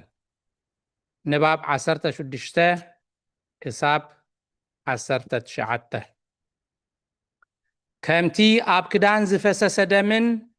እቲ ዝተኸድኖን ንመለኮቱ ንሓዋሩ ከቶ ዘይቀርቦ ክነሱ መለኮት ናይቲ ምስኡ ዝተዋህደ ስጋ መከራ ተቐበለ ከመይ ብዘይካ እቲ ጎይታ ዝተዋህዶ ሰብነት ተስፋ ዓለም ኣብ ሰብ ኣይኹን ድሕነት ዓለም ብመለኮት ምእንቲ ክኸውን መለኮት መከራ ከምናቱ ክቕበል ፈተወ እቲ ዘይሓምም ግናኸ እቲ ንስጋ ዝረኸቦ መከራ ተሓስበሉ ዝደኸመን ዝሓመመን መለኮት ኣይኮነን ግናኸ ከምቲ እቲ ጽሑፍ እንተ ዝፈልጡስ ነቲ ንጉስ ክብሪ ኣይምሰቐልዎን ዝበሎ ምእንቲ ክፍጸም ናይ ስጋ ሕማም ንመለኮት ናቱ ኮነ እምበኣርከስ ጎይታና ተሰቕለ ንሕና ከዓ ነቲ ዝተሰቕለን ናብ መቃብር ዝወረደን ኣብ መበል ሳልሳይ መዓልቲ ካብኣ ዝተንስአን ናብ ሰማያት ዝዓረገን ንሰግድ ኣሜን ከምቲ ጽሑፍ ኣብ መልእክቲ ሐዋርያ ጳውሎስ ኣየ ሃብቲ ኣምላኽን ጥበቡን ፍልጠቱን ክንደይ ዓሚቕ እዩ ዝበሎ ኣብዚ ክፍሊ ዘሎ ጽሑፍ ንምሃር ከምቲ ካብ ዓሚቕ ዓብዪ ባሕሪ ነጥቢ ማይ ዝሰቲ ንሕና ድማ ከምኡ ዕምቆት ፍልጠት እግዚኣብሔር ቃል ንዛረብ ሮሜ 11:33 ሮሜ 11:33 ወዳጀ መዓሙቕ ኣብቲ ኣምላኽን ጥበቡን ፍልጠቱን ክንደይ ዘይምርመር ኮታ እዩ ፍርዱ ክንደይ ብኣሰር ዘይርከብ እዩ መገዱ ኣሜን ኣሜን ናይ መወዳእታ ንባብና ቁጥሪ 10 ጠቕሲ ይብላን ነቲ ብግብሪ ዘርአየና ስርዓት ብፍቓድ እግዚኣብሔር ኣብን ብምሕረት ወዱ እግዚኣብሔር ቃልን ብፍልጠት መንፈስ ቅዱስን ዘይምርመር ሃብትን ተስፋን ንዘለዓለም ዓለም ክንቅበል ኢና ኣሜን ንሎሚ ከም ፍቓድ ኣምላኽ ኣብዚ ከኣኽለና እዩ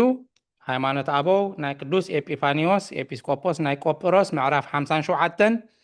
ክፍሊ 9 ካብ ቁፅሪ 1 ጀሚርና ክሳብ ቁፅሪ 10 መወዳእታ ናይታ ክፍሊ ኣንቢብና ኣለና ከም ፍቓድ እግዚኣብሔር ኣብ ድመፅእ ዘሎ ሰሙን ክፍሊ 10 ካብ ቁፅሪ 21 ክንቅፅል ኢና ካብዚ ብምቕፃል ከምቲ ልሙድ መዝሙር ካብ ጉባኤ ክህልወና እዩ መዝሙር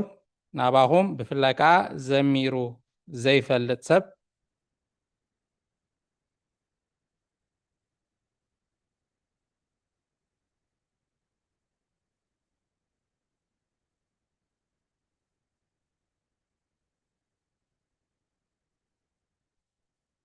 ይድሓፍ ደበለ የለን መስለኒ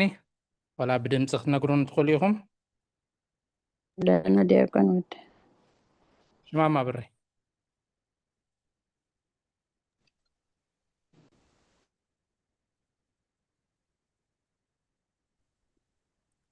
تلين ده عندك يا كنت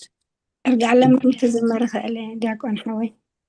تبتبكن ارجع لهم سمعناون عين فلتني نعم مثلني كبرنا أنا اشتيت ما هن العمى حتى المزمر كتمة هذا شيء طبق كين ما بري قريتها عندنا قدمة انت يوتون فرحت بالكزمرة ما كبرنا عمنا كنت مسكين انت يوتون فقرها أرلو يلنا فردها كله تمالف لويخا نسخس ببحرها بحسن تنكات خبيبة كتعبن بعاد مستحاتبة لطلاتي سمعك يا ልበይ ሓጎስ መሊካዮ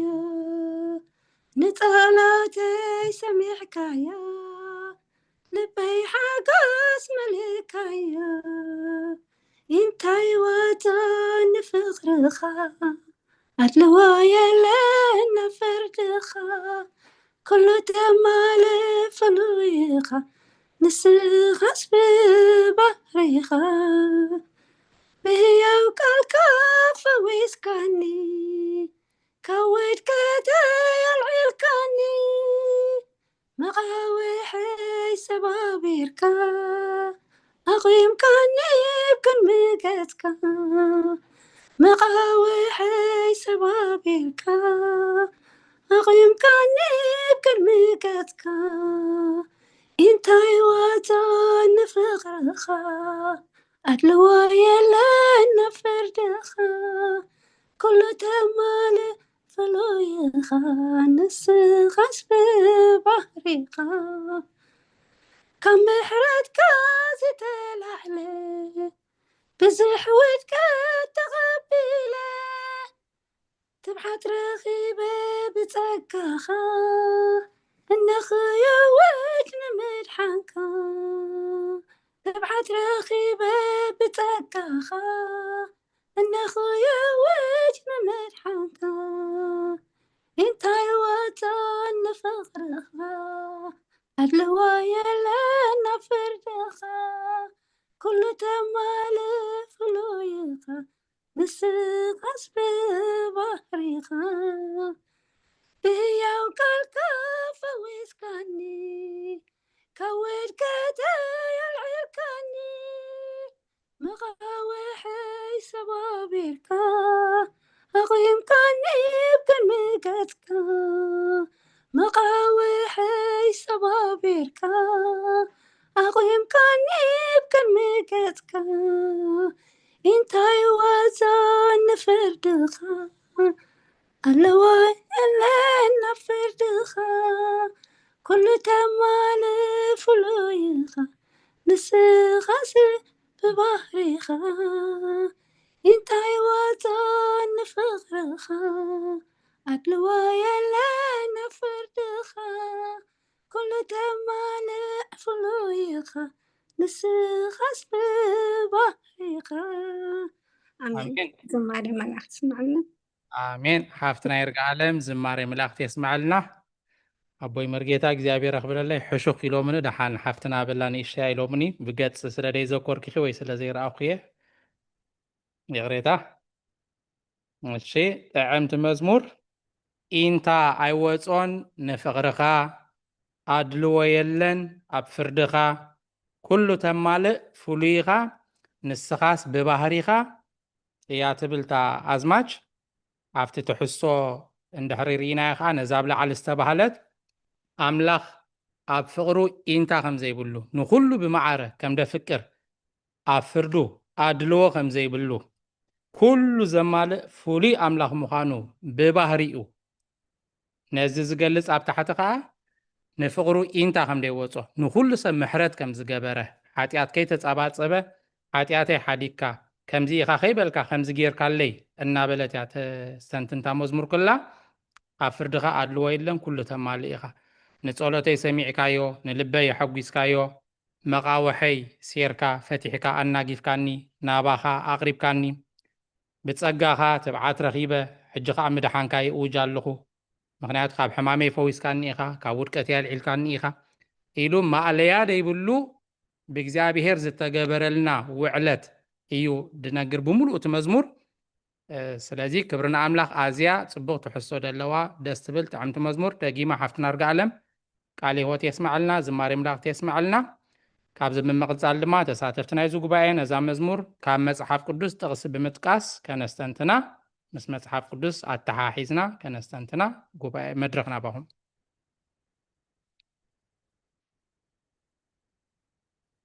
ኢንታ ኣይወጾን ንፍቕርኻ ኣድልዎ የለን ኣብ ፍርድኻ ኩሉ ተማልእ ፍሉይኻ ንስኻስ ብባህሪኻ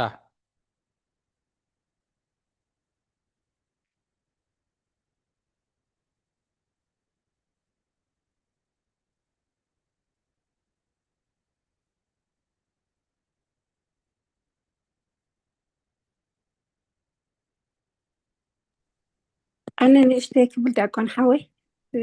نشتاق جزي لهني أرجعني كيف نعمل خفن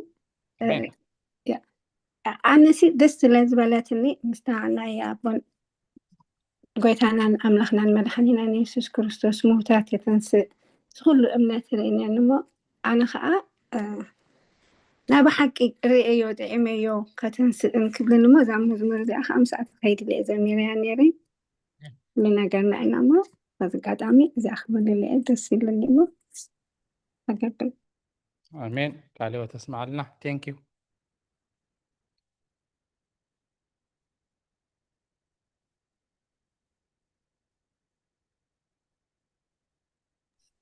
الشيخ قالوت فتن دور ديكون حوي شي ما رزنت مزمور داويت مقرف 10 شمونتي كاب قطر 5 قطر 6 زلاس مستا مزمور تسامع كوينات سميعات النمو እግዚአብሔር ሲ ከውሐይ ዕርደይ መናገፊይ ኣምላኸይ ዝሃድመሉ ፀግዐይ ዋልታይ ቀርኒ ምድሓነይ ልዕል ዝብል ከውሐይ እዩ ናብቲ ሞሳ ዝግብኦ እግዚአብሔር ተማህለልኩ እሞ ካብ ፀላተይ ድሓንኩ ማእሰሪ ሞት ከቢብኒ ወሓይ ዝብልያል ከሸብሩኒ ማእሰር ሲኦል ከቢብኒ መፈንጠራ ሞት በፂሕኒ ነይሩ ብፀበባይ ናብ እግዚአብሔር ተማህለልኩ ናብ ኣምላኸይ እወኹ ንድምፂ መቕድ ድምፀይ ካብ መቕደሱ ሰሚዕዎ ኣብያተይን ናብ ቅድሚኡ ኣብ እዝኑ በፅሐ مستاني مأسر موت كبيبني مأسر سيول كبيبني مساعد سامع كوين السميعتني تفكر قالي وتسمع لنا ما مرزنت مزمور داويد مبل 10 شومنت قاب كل تقصاب شدشته إنتاي وصون نفقرخا أدلو يلن أبفردخا كل تمالي فليخا نسخاس ببهريخا بزوح تتقيسو بزوح نقر تقسخنا متسن خلينا نسولتنا خم دسامع እግዚአብሔር نلبنا كم دحقوسه نلبنا خم درسرسه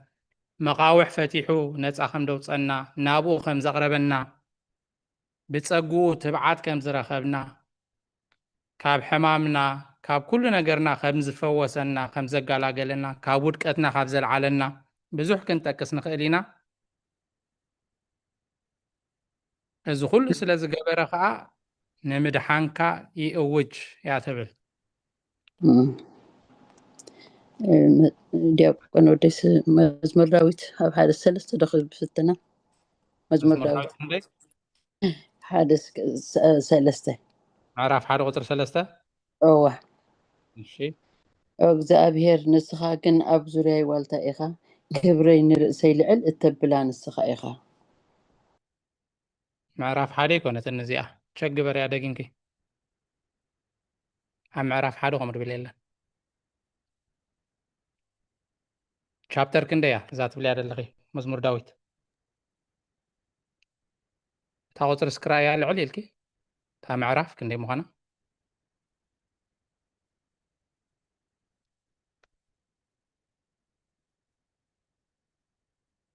أبتاوت سخياد اللغي ندحريت ملس بلمو تا معرف رأيها لعلي الكي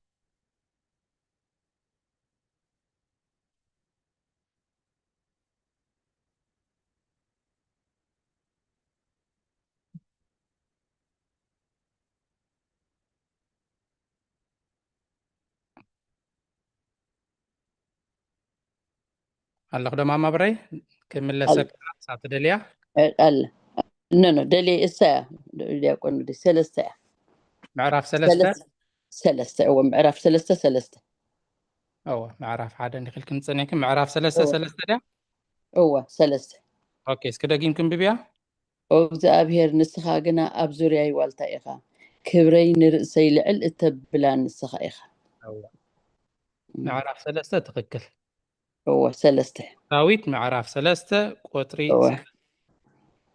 عليه وتسمع لنا امين أنت دخل دياكون شبونا راي سناي زخنا مزمر حياونة እግዚአብሔር حلية እግዚአብሔር كبر እግዚአብሔር تقلص مزمر ياما مزمر داويت مزمر 139 قطري 10 18 وእግዚአብሔር حسابات كان عاي كندي كبر እዩ ቁፅሩስ ክንደይ ዓብይ እዩ እንተቆፀርኮ ካብ ሑፃ ይበዝሕ እንተነቃሕኩ ገና ምሳኻ እየ አሜን ቃልዎ ተስምዐልና አቦና መዝሙር ዳዊት መበል 139 ቁጥሪ 17 ብትክክል ነዛ ጥቕሲ ነዛ መዝሙር ትገልጸ ምክንያቱ ዛ መዝሙር ሲ ውዕለት አምላኽ ትዝርዝር ከምዚ ተገበርካለይ በቃ ዘይውዳእ ውዕለት አምላኽ ሞ ዛ ጥቕሲ ኣብ ትክክል መሳፊት ትገብር ቃልዎ ተስምዐልና አቦና አነ ድማ ነታ አድልዎ የለን ኣብ ፍርድኻ ትብል ኣብ ኦሪት ዘዳግም ምዕራፍ 10 ቁጥሪ 17 ከምዚ ትብል እግዚአብሔር አምላኽኩም ንሱ አምላኽ አማልኽቲ ጎይታ ጎይቶት እቲ ዓቢ እቲ ሓያል እቲ ዘፍርሕ አምላኽ ገጽ ርእዩ ዘየዳሉ መማለዲ ከዓ ዘይቅበል እዩ ገጽ ርእዩ ዘየዳሉ መማለዲ ከዓ ዘይቅበል እዩ አድልዎ የለን ኣብ ፍርድኻ ስለትብል መማለዲ ዘይቅበል ጉቦ ማለት እዩ መምላድ ከይመስለና መማለዲ ዘይቅበል ጉቦ ዘይቅበል ቀን ሓንቲ ተኸታተሊትና ካብ ፔንስልቫንያ ሃሪስበርግ ድማ መዝሙር ዳዊት ሓፍትና ፍረወይኒ ኣሽማ መዝሙር ዳዊት 27 ካብ ቁጥሪ 1 ክሳብ 5 ቴክስት ገይራላ ኣውፅአ ኣለኹ ንሓን ከንብባ እግዚአብሔር ብርሃነይን ምድሓነይን እዩ ካብ መን ዳ እየ ዝፈርህ እግዚአብሔር ሓይሊ ህይወት እዩ ካብ መን ከእየ ዝስንብድ ገበርቲ እከይ ንስጋይ ክውሕጡ ሓደጋ ምስ ወደቁኒ ወደረኛታተይን ፀላእተይን በዓላቶም ተዛብዑ ወደቁ ክቃወመኒ ልኳ ሰራዊት እንተዝሰፍር ልበይ ኣይፈርህን እዩ ኩናቱን እንተዝለዓለኒ እምነት ኣሎኒ ብመዓልቲ ፀባባ ኣብ ዳሱ ክሓብኣኒ ኣብ ውሻጠ ድንኳኑ ክኽውለኒ ኣብ ከውሕ ልዕል ከብለኒ እዩ እሞ ንእግዚአብሔር ሓንቲ ነገር ለሚነዮ ውቃበ እግዚአብሔር ንምርኣይ መቅደሱ ንምምርማርሲ ሙሉዕ ዕድመይ ኣብ ቤት እግዚአብሔር ክነብር ደልየ ኣለኹ አሜን ቃልዎ ተስምዐልና አቦና ሓፍትና ፍረወይን እውን ካብ ፔንስልቬንያ ስለቲ ናይ ኩሉ ግዜ ተሳትፎኺ እግዚአብሔር ፀጉ የብዛሓልኪ ዲያቆን ሓው ሳምላ እሺ ዲያቆን ሳምን ኳ ሰላም ኣተኻ እግዚአብሔር መስገን ስለ ዝነበረና ግዜ ኣብ ዘፍጥረት ምዕራፍ 3 ፍቅዲ 15 ኣብ መንጎኻን ኣብ መንጎ ዛ ሰበይትን ኣብ መንጎ ዘርእኻን ኣብ መንጎ ዘርአን ካፅል እተክል ኣለኹ ንሱ ርእስኻ ክጭፍልቕ እዩ ንስኻ ድማ ሸኾንኡ ክትነክስ ኢኻ በሎ ኣብዚ ፍቅሪ ኣምላኽን ፍርዲ ኣምላኽን ዘይልወጥ ምዃኑ እግዚአብሔር ንኣዳማይ ትብላዕ ስለ ዝበሎ በሊዑ ክትመውት ኢኻ ኢልዎ እታ ሞት ክወስዳ ስለ ዝግብኦ ነታ ፍርዲ እግዚአብሔር ስለ ዘፍቀረና ነቲ እንክወዶ ኣብ መስቀል ዋጋ ከፊሉ እታ ፍርዲ እታ ፍቅሪ ኣምላኽ ነታ ፍርዲ ኣይጣሓሰታን ኣይትስዕራነ ፍቅሪ ኣምላኽ ኣብ መስቀል ርኢና ፍርዲ ኣምላኽ ከዓ ነታ ዝፈረዳ ፍርዲ ወዱ እንክወዱ ነታ ንሕና ክንወስዳ ዝግባአና ኣምላኽና ኢየሱስ ክርስቶስ ወሲድዋ እሞ ክብርና ኣምላኽ ይኹን ይቐነየለይ ዲያቆን ሓዊ አሜን ሓውና ቃልዎ ተስምዐልና ትክክል ደስ ትብል ምዝንባብ እውን ትኸይድያ ምዛ መዝሙር ጥራይ ኣይኮነትን ቃልዎ ተስምዐልና ኣዴና መምህር ሳራ ከዓ ብኤስኤምኤስ ጥቕሲ ሰዲዳትለይ ሮሜ 2:11 ኣብ ኣምላኽ ሲ ኣድልዎ ገጽ የልቦን እያ ትብል ቃልዎ ተስምዐልና መምህረይ ሕራይ ካብዚ ብምቕፃል ናብዚ ሎሚ ዘንበብናዮ ሃይማኖት ኣበው ናይ ቅዱስ ኤጲፋኒዎስ ኤጲስቆጶስ ናይ ቆጵሮስ ኣብቲ መልህቅ ድብል መፅሓፉ ካብ ድፅሓፎ ኢና ነንብብ ዘለና ሎሚ ምዕራፍ 57 ክፍሊ 9 ካብ ቁፅሪ 1 ክሳብ 20 ኢና ኣንቢብና ተስፋ ገብር ብዙሕ ክትብሉ ብዙሕ ከተስተንትኑ ክፅበየ እንድሕሪ ተደየሰንቲና ሓሳብና ተደይሂብና ከዓ ኣይተረድአናን ኣሎ ማለት እዩ ክንሓትት ኢና ካብ ኩሉ ስቕቴልና ከዓ ፅቡቅ ገይሩ ተረዲእኩም ኣሎ ማለት እዩ ክንሓትት ኢና ማለት እዩ ከተብሩልና እሺ ቁፅሪ ክንዲዚኣ ኣውፅለይ በሉኒ ካብ ስክሪን ዳንበብኩም ከተስተንትኑ ክትገልፁ ትኽእሉ ኢኹም ቁፅሪ ዲያቆነይ ቁፅሪ 14 እሺ بدم بدم انت حتى عناتي ماشي بدم كدان بلمو بدم ዝተኣለኸ ክዳን ዝተኸደነ ሰብ እቲ ክዳን እዩ ብደም ዝተኣለኸ እምበር ኣብ ስጋ እቲ ነቲ ክዳን ዝተኸደኖ ሰብ ደም ኣይኮነን። እቲ ብደም ዝተኣለኸ ክዳን ዝተኸደነ ሰብ ግን ብደም ዝተኣልከ ተቆፅረ ትብል ሲሳስ ክግለፀለይ ደልየ ባሲ እሺ ኣቦታት ኣብ መንጎና ኣለዉ ይሰምዑ ኣለዉ ኣብ ቁጥሪ 14 ዘላያ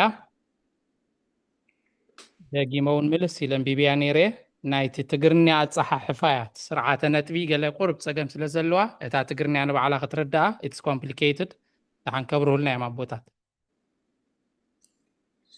እታ ትግርኛ ክብድ ኢላ እያ ንባዕላ እቲ ምስጢር ጥራይ ደይኮነሲ እታ ትግርኛ ንባዕላ ክብድ ኢላ እያ ንክትረዳኣ ቴንኪዩ ማማ ሙሉ ፅቡቅ ሕቶ ንኩላትና ክበርሀልና እዩ يكون ቁጥር 3 ክፍትና ከኣነ እሺ እሺ ክርስቶስ ከመይ ኢሉ በኽሪ ምውታት ተባህለ ኣቐዲሙ ኮነ ወዲ እታ በዓልቲ ናይን መበለት ኣተንስኦ መሊሱ ከዓ ንኣልዓዛር ድሕሪ 4 መዓልቲ ኣተንስኦ እዚኣ ናይ ትንሣኤ ህይወት በጀካ ጎይታናን መድሓኒናን ኢየሱስ ክርስቶስ ዘተንስአ የለን ትብል እያ ብከምኡ ትርድኣንላ ንኣልዓዛርን ነታ ወዲ መበለት ደንስእኻ ሓደ ጎይታ እዩ ካልእ ዘተንስአ የለን ኣሜን ቃል ህይወት ኣስማዓልና ማማምረ ፅቡቅ ኣሰቢልኪ ፅቡቅ ኣስተንቲንኪ ምክንያቱ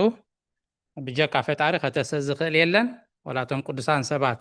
ንዝሞቱ ዘተስኡ ከዓ እግዚኣብሔር ብድሃቦ ፀጋን ሓይልን ዳእምበር ካብ ገዛ ርእሶም ሙት ከተስኡ ትንፋስ ክመልሱ ኣይከሎን እዮም እቲ ንፈጣሪ እቲ ዝፈጠረካ ንሱ ጥራይ ክቐትለካን ከተስእካን ካሕወየካን ዝኽእል እታ ዝበልክያ ከዓ ክርስቶስ ምስ ሞተ ንሱ ጥራይ ተንስኡ ወላ ኣልዓዛር ተተስአ ካልኦት ተተስኡ ተመሊሶም ሞይቶም እዮም ክርስቶስ ግን ምስ ተስአ ተስኡ ካልኣይ ግዜ ኣይሞተን ስለዚ ብጀካ ክርስቶስ ዝበልክያ ደስ ትብል ቃል ህይወት ተስማዓልና ማማ ብራይ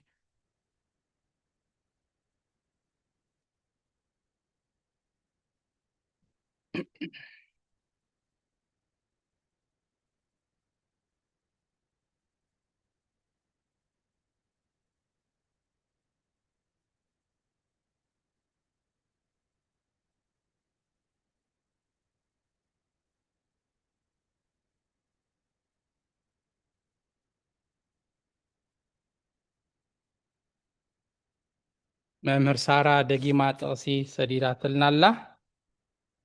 መዝሙር ዳዊት መበል 36 ቁፅሪ 7 እያ ወኣምላኽ ሳህልኻ ክንደይ ክቡር እዩ ደቂ ሰብ ከዓ ኣብ ትሕቲ ፅላል ኣኽናፍካ ይፅግዑ እያ ትብል ደጊመ መምህር ሳራ ቃል ህይወት ተስማዓልና መዝሙር ዳዊት መበል 36 ቁፅሪ 7 እሺ ናብቲ ኣስተንትኖና ንቐፅል ሃይማኖት ኣበው ምዕራፍ 57 ክፍሊ 9 ካብ 1 ክሳብ 20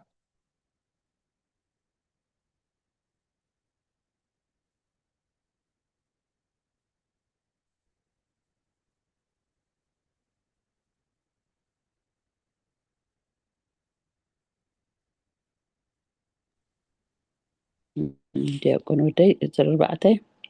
4 ከዓ ክፍትና ዶ የስ ኤልያስ ከዓ ሓደ ሞት ከም ዘተንስአ እቲ ኣገልጋሊ ዝነበረ ኤልሳዕ እውን ክልተ ሞታት ሓደ ከይተቐብረ እቲ ካልኣይ ምስ ከዓ ተቐብረ ንሱ እውን ኣተንስአ ኤልያስ እውን ሓደ ከም ዘተንስአ እቲ ገልጋሊ ኤልሳዕ ክልተ ሞታት እቲ ሓደ ከይተቐብረ እቲ ሓደ ምስ ተቐብረ ከም ዘተንስአ እሺ ቃል ህይወት ተስማዓልና አሜን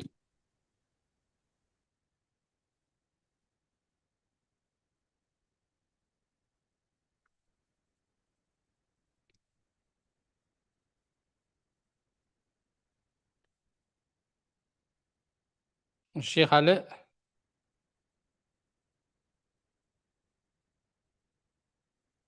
شدشت خدي أكون وده شدشت خا كمي نسوت مكرا تقبله بفقاده دم حنسا أب إسمس كلمته إزاي خلأي قال سب مسكونه كساب مستبصحي نموت من أنت خط في إيو كان حنسا أب إسمس كل تسائله زموته السدما نموتنا مكرانا نخدحن إيو زموته نأخذ فعلنا إيو زموته قالوا تسمع لنا ماما بري الشيء قالوت نسمع عيسى نحن عندنا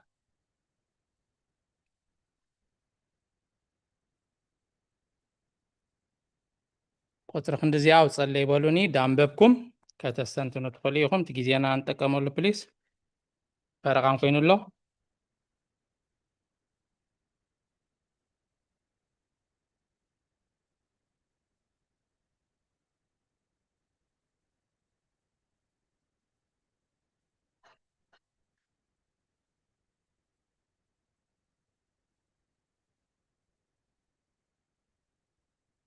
هراي جيزينا خنتكمل منتي أنا خاناتيك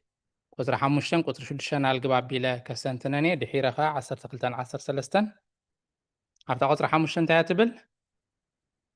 الزموتات اليوم تنسوه مخنياتو عبل على خطك صنيحو إلسا كلت موتات كم دتسأ إلياس حدا موت كم دتسأ على كم دتسأ موتات كم دتسأ مستقسة حسوا عللا الزموتات اليوم تنسو بدحريقة موتو وولاية السود أمبر تمليسهم مويتهم يوم سلازيلو تنسى زوجو باي ستبايو إيوم نتنا حبار تنسى أمودات عن فرد خنقرب إن تنسى أمتصات قويتا إن تنسى زوجو باي نت تنسى ستبايو مخنياتو تمليسهم مويتهم يوم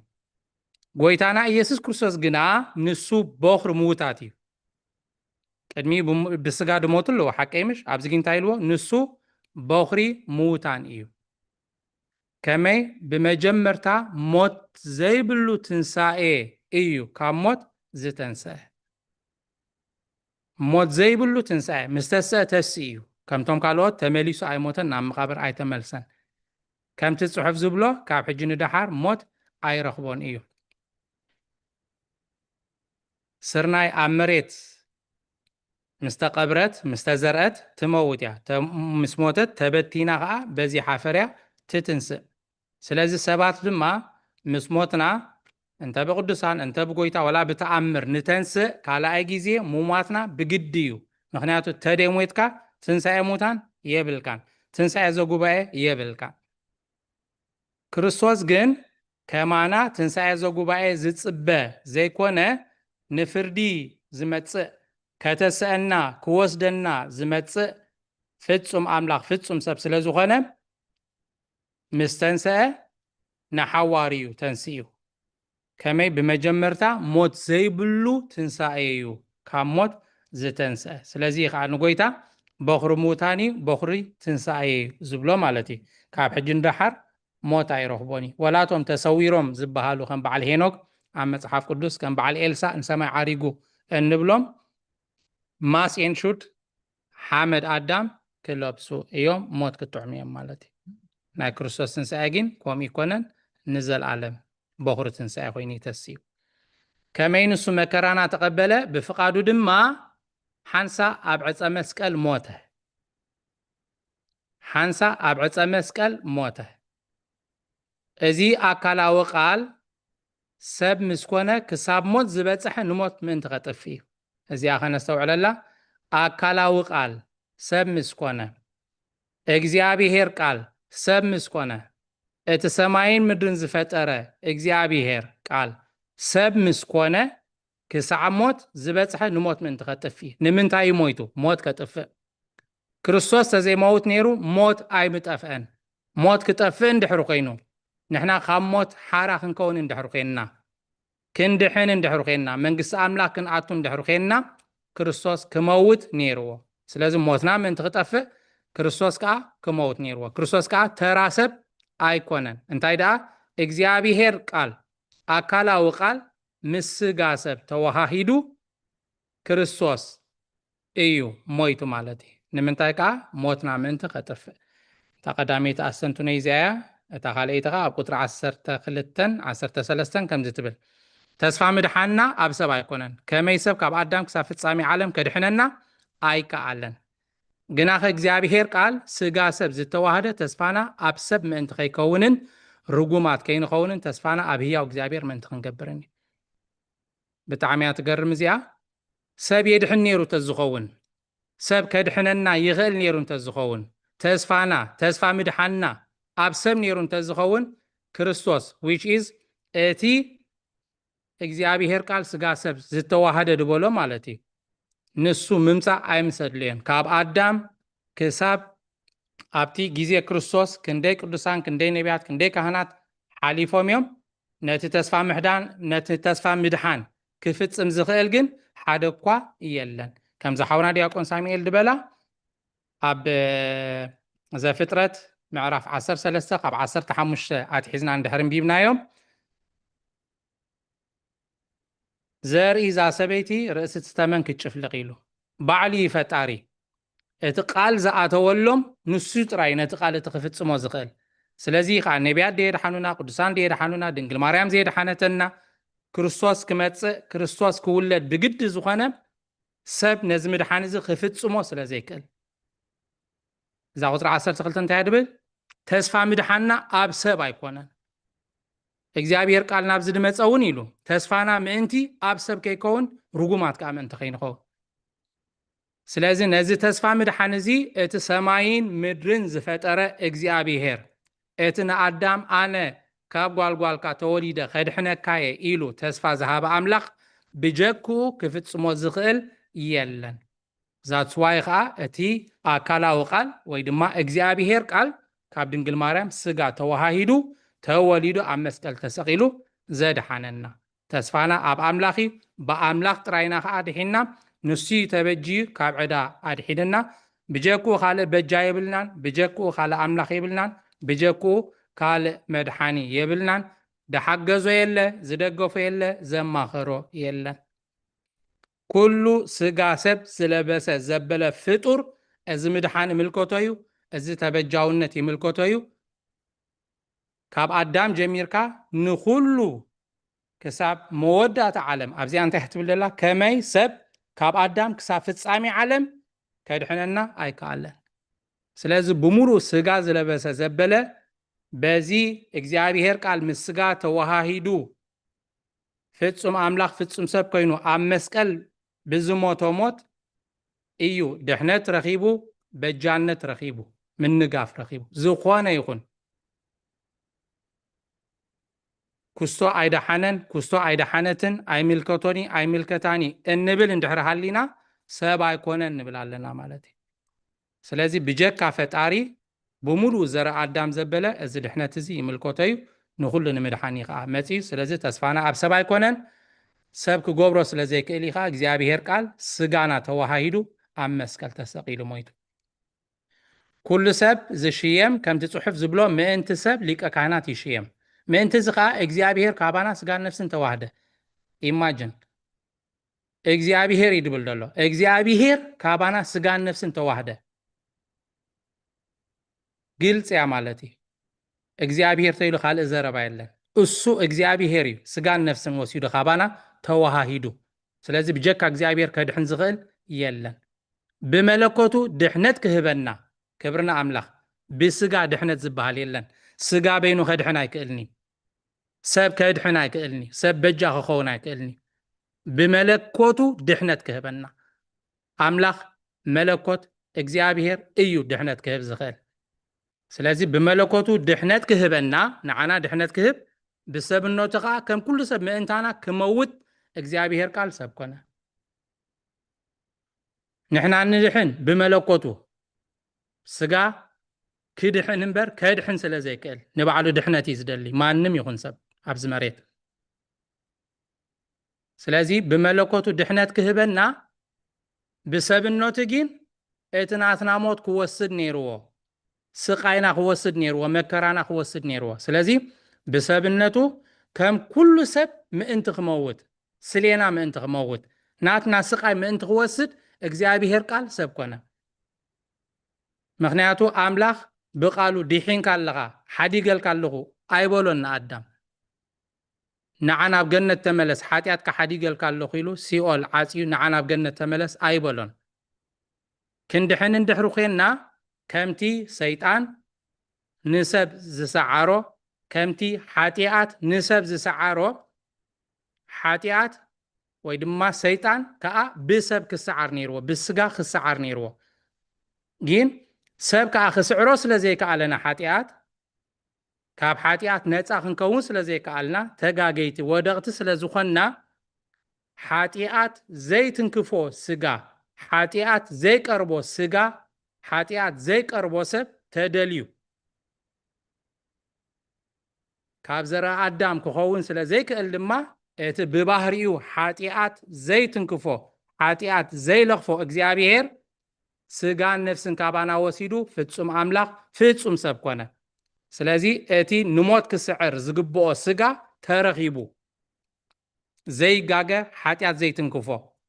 حاتيات زي قربو بباهريو حاتيات زي ملكتو السقا كريستوسي سلام انتا يقوم غينو سقا تراي كونن سب تراي كونن انتا يدا ملكوت زتواهدو سقا سقا سب زتواهده اكزيابيهر قال سلازوخانا سلازي بليس ازيات صبقيركم كتحزوا ما انت زخا اكزيابيهر كابانا سقان نفسن تواهده بملكوتو دحنت كهبنا بسبب انه تقع كم كل سب ما انت انا خموت اكزيابيهر قال سب كونه اكزيابيهر قال سب كونه خنبل كلنا اكزيابيهر قال ملكوتيو سب كونه خنبل كلنا كمانا سب كوين الله ፍጹም አምላክ ፍጹም ሰቢ አምላክ ስለዝኾነ ብመለኮቱ ድሕነት ሂብና ሰብ ስለዝኾነ ከዓ እቲ ናትና ሞት ሞይቱ ናትና መከራ ተቐቢልዎ እዚኣ ኣስተንቲና ፅኒልኩም ስለሰማዓኩምኒ እግዚአብሔር አምላክ ኣብ ትገብሮ ጸሎት ፅኒሉ ይስማዓኩም ዘረባኑ ሕቕሬታ እሺ ኣስተንትኖ እንተለኩም ቃል ህይወት ያስማዕና ናይ በሐቅ ጽቡቅ ከልስካል አሜን ማማሙሎ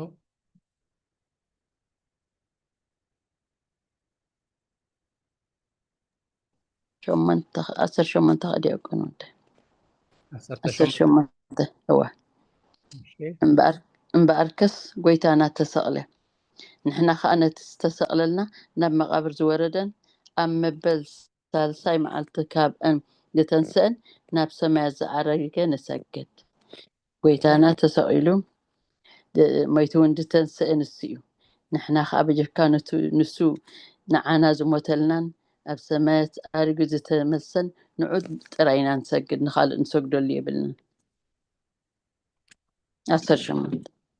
آمين اتزاد حننا عم مسكال زموته نعم مقابر زوارده قاموتات تسا أب سمات زعارجة حدا عملاق يدلنا نعوقها عملاق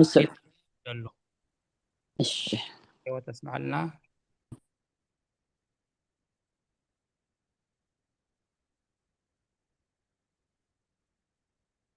እሺ ጊዜና እንጠቀመላ ዓድልክቦኩም ሓደ ክልተ ድተዳልኩም ተሃሊኩም ታ ግዜ ትኸይድ ስለ ዘላ ናብ ቦታት ከብለኩም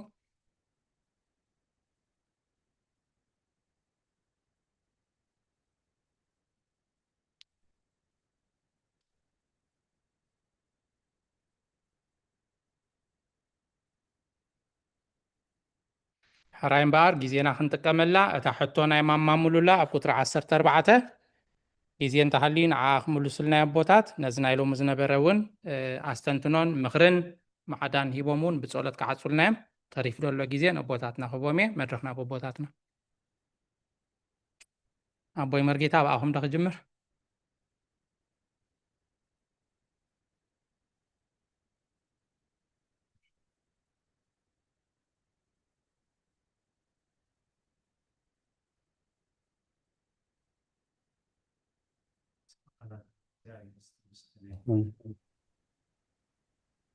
كما يوعدكم زب እግዚአብሔር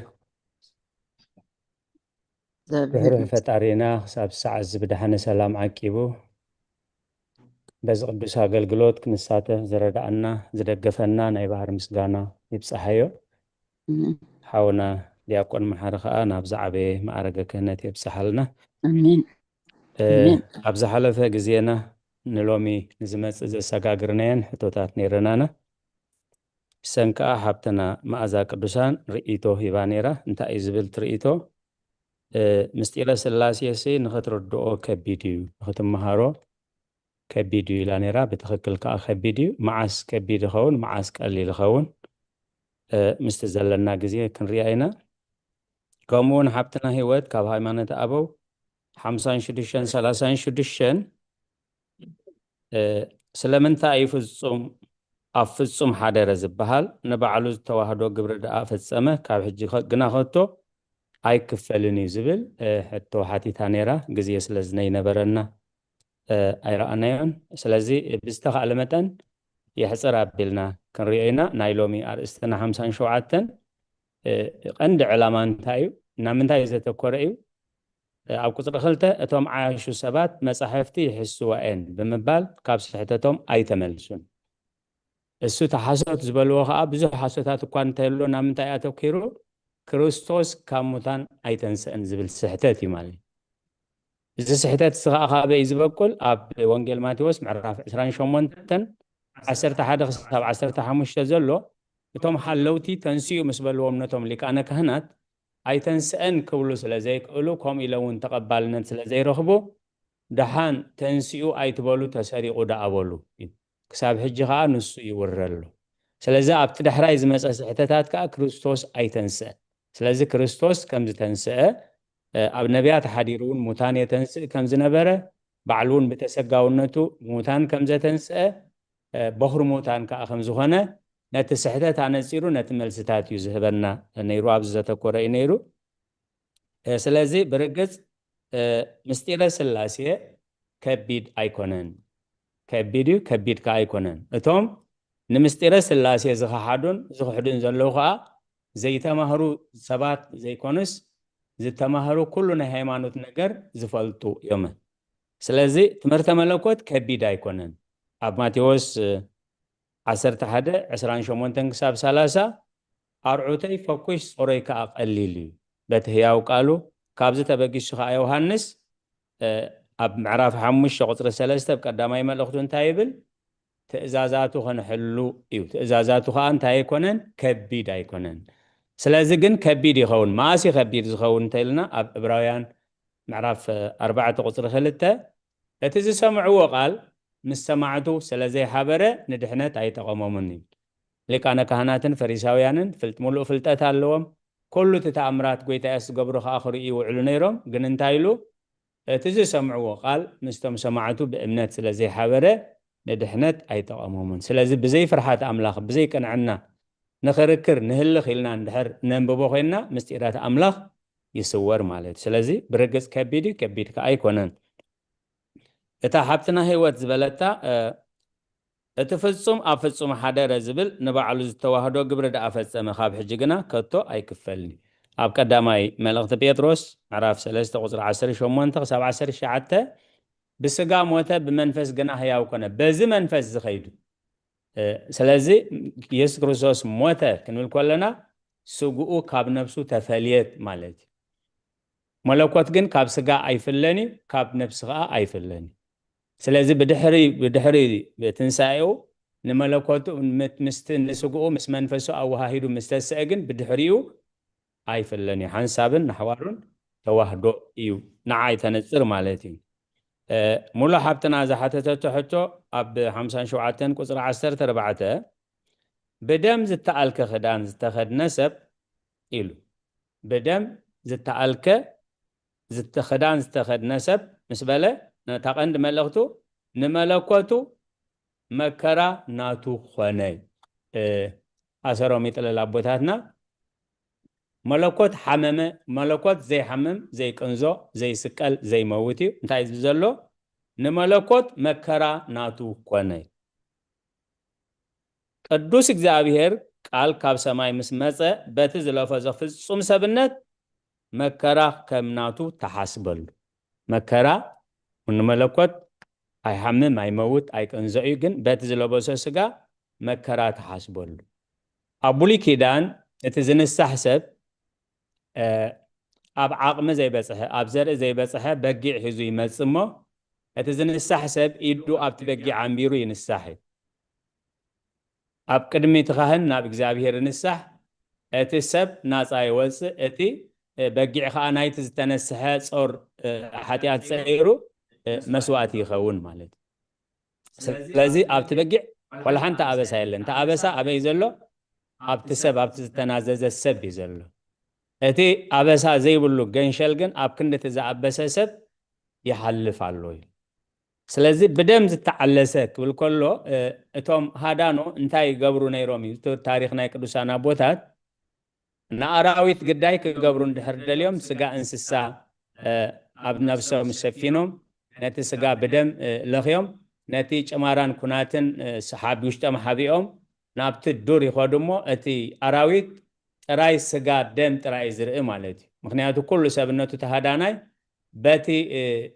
ስጋ ናይ እንስሳ በቲ ደም ናይ እንስሳ ተሸፊኑሎ ማለት እዩ ስለዚ ነቲ ደም ክበልዕ ነቲ ስጋ ክበልዕ ኢሉ ምስ መፀኻ ነቲ ኣራዊት ግዳይ ይገብርዎ ስለዚ እቲ ደም ዝተለኽየ ኣካላቱ ደም ዝተለኽየ ሰብ እቲ ደም ናይ ባዕሉ ኣይኮነን እቲ ደም ናይ ምንታይ እዩ እቲ ደም ናይ ካልእ እንስሳ እዩ ስለዚ እቲ ደም ናይ ክርስቶስ ሞት ናይ ክርስቶስ ስጋ ናይ ስቃይ ናይ ክርስቶስ ናይቲ ተሰጋውነት እዩ እቲ መለኮት ምስኡ ተዋሂዱ ስለ ዘሎ ግን መከራ ንመለኮት ናቱ ተቆፅረ እዩ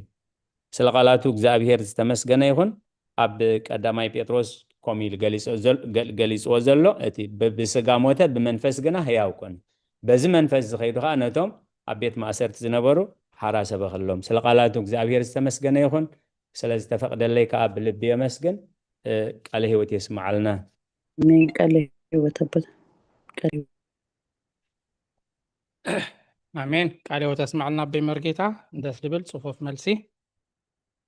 እሺ ካብ ብምቅጻል አቦና በመላከ ሰላም ናባኹም እዩ ኣፈሻዊ ኣስተንትኖን ምኽርን ማዕዳን መግለጽ እንጌርኩም ብጸሎት ተዓጽልና አቦና አለውዲም ዲያቆን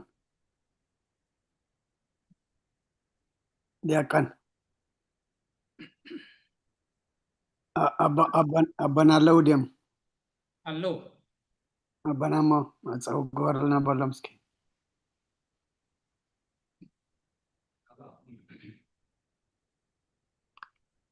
ናባኹም ያቦናዬ በነስተንት ነገርኩም ፈርበና ደሓነ ተዝህልወኒ ሳይምበልኩም ሕራይ ክብርን ምስጋናን ንእግዚአብሔር አምላኽና ይኹን ኩልኹም ናይዚ ጉባኤ ተሳተፍቲ እግዚአብሔር አገልግሎትኩም ይባርኽ ከምኡን ሓፍትና ይርጋለም ዝማሬ መላእክት የስማዓልና ነታ መዝሙር ዘስተንተንኩም ነትተዋሃበኩም ጥቅስ ብምንባብ ነዚ ክንምሃሮ ዘምሰና ሃይማኖት አበውን ከም ሕተ ይኹን ዝተረዳእኩም ዘስተንተንኩሞ ነዚ ጉባኤ ከተካፍላ ዘምሰኹም ኩልኹም እግዚአብሔር ዘመን አገልግሎትኩም ባርኽ ሓውና ዲያቆን መሓሪ ድማ እግዚአብሔር ዘመን አገልግሎትካ ይባርኽ አቦና አበይ መርጌታውን ቃለ ህይወት እስማዓልና ናይቲ ዝሓለፈ ሰሙን ዝነበረ ሕቶ ናይ ሓፍትና ማእዛን ሓፍትና ህይወትን ከምኡውን ነዛ ቁፅሪ 14 ናይ ሎሚ ናይ ሓፍትና ሙሉ ንዓይውን ክብድ ኢልሃኒ ነርአ እሞ ይغنيልና ጽቡቅ ጌርኩም መሊስኩሞ ኣብ ልብና ይሕድሮ ኣነስ ካብ ቁፅሪ 7 ክሳብ 9 ዘሎ ክርኢ ደልየ ብመለኮቱ ሕማም ዘይብሉ ከሎ ብስጋ ሓመመ بملكوتو حمام زي قربو كنسو بزتوهادو سغا مكرا كمناتو تحاسبه موتون كمناتو تحاسبه مسبله تقدر شمنته نسي هوت ايو هوت كأنا حوار اي موتن ايو جناخه هوت ما انتخبنا نعانا افكيرو مسمصه ما انتانا موته كابانا سب سلازخونه كأ اتهيوت ناتنا كونت كبري نعملاخ يكون مجمريا انت ايلو نسي هوت يدو مجدن حقن هوتن أنا إيه إلو حجي نسو هيوتيو هيوت كأ نحواريا أي تموتن إيا هيوت انتا زل على موتيا أي تموتن إيا زل على مويان مخانا ولا قاب بسقاته موتنا بهوت جنا زل على مونت كم زلنا إنا إزي نمهار زلنا نأملاخ ندولي زلنا أبيت أملاخ نمتس زلنا مستيرات دم أبيت كريستيان نكافل زلنا نسي هوتيو هيوت كأنا حوارو أي موتن إيو جناخي هيوت من انتخابنا نسو أفكيرنا مسمتسه قويتا كاب سمايا زورده كاب دنقل مريم زتولده كله مكرا دما زتقبله انتاي سلا زغونه ايو سلا زفقرنا ايو نحنا سلا زفقرنا يا زي كونسي نسو سلا زفقرنا ايو اتفقروا دما انتا ايو هيوت من انتخابنا غنياتو ناي سب ناي قال علم ناي قال فقر الله ناي أملاك فقري ناي قويتا فقر جنا هيوت يبيئو أفكرنا ما انت ناد ما انت يكون موتة كابانا سب سلزخونا خا اتا هيوت ناتنا خونت كبرنا أملاك يكون كنتي كبهال النازم سي اتا سقا كابانا سلزخونت سني اتا ناتو هيوت دما ناتنا كونت اي بحقي عدلنياتاتنا اندحر تطقمنا له نسي هوتيلو تاي ود ما زل علماويتيا اتا زل علماوي زخونت هيوت دما ناتنا خونت إلو اما زل علماوي هوت ناتنا كاب كونت زل علماوي هوت كهوبنا أفكيرو دما كاب سمايات كاوردلنا نحن حجي اتحانت من رجعة انتا يا انت دائلنا ابزا خراي علمن ابزا ناي مقشا قزين ابزا قزياويتن كوينا نايتي مقدن حقن هيوتن انا يزبله نتي هيوت ناتنا كون زهبنا نحنا دما نايمن كنكون ناتو كنكون أبتعوطر تشعطر دما انتايلو صحف بزين اجزئابيهر بينو ابكالي تسفا زقبر روغوم ايو زبل امو تسفانا اب اجزئابيهر بينو ينبر اب سب ايكونن تاهيوت كاوئا كابكالا ايكونتن تسفان نقبرو ان امنو ان ملخو ان سجدلو ان مبركخو لو ان جزالو دما ماني كخون زلوا اجزئابيهر بينو يو كخون زلوا مغنياتو اتا تسفا هيوت كابو زتوهبتنا ايا حفتنا ارجع لم يا مسلني انبيباتا نيرا اتا قطر عسران زداقم عسران شوعتن قطري 15 التوقرن زفسسن اجزئابيهر زفنفنو بأداو بالحاتنيا تقبره مثل زقبره حابي اخا ازنبرو رقوم يخون إلو هزبخ آمين إلو يملس جي نحنا اب التوقره اب زفسسه اب اداو زتسرحه ام مثل نجر ابو يكوننا نحنا نسجد ابو يكوننا نحنا تسفانا ابو يكوننا دما نحنا كابو يكوننا دما نحنا هيوت نركب اتي اب كمزي زوكلسي انتي يخوم يزبل رقوم يخون يزبل زلو اما سلا كله اجزئابيهر املاخنا مسغانا يبصحيو بزي بوسي كالئ تسفع اب كالئ تسفع زغبرسي رغم يكون له مزي ناي هوت نجر مزي نايزل على ماونت نجر اب كالئ تسفع انو غبر نجر ولا حدا يلن حدا نجر اغاطيمنا سيئنا سب بغنزب ديو بغلديو تسفع كوننا يخليو اذا هيوت ازي اجن بزي باغزيابير بخالق اين رخبان بزي اب اغزيابير تسفع مغبار دما بخالق اب كالق تسفع مغبار انت هاليو رغم يكون مرغمي مالتي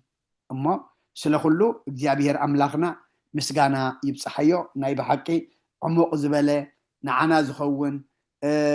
حلنانا زقسقس وشتنا زفتش قال إنا نمهر زلنا مو اتوم نزي بتقصتات أسنيوم زحافلنا أبوثاتنا كلهم قدامو الدما برختهم يحضرنا عشرهم تختلنا نايتا زركبنا من الدما نحنا أبقى صنيعنا كنبر እግዚአብሔር نخلنا يحجزنا ስለሁሉ እግዚአብሔር ምስጋና ይብጽሐዮ አባና አቦይ قاموس بصلت غيركم اصولنا قرب حساب تلكم تحكمنا دما دس بلنا ስለሁሉ እግዚአብሔር امين ابتاتنا دس زبل يحبكم كبر ابونا ابوي ملأك سلام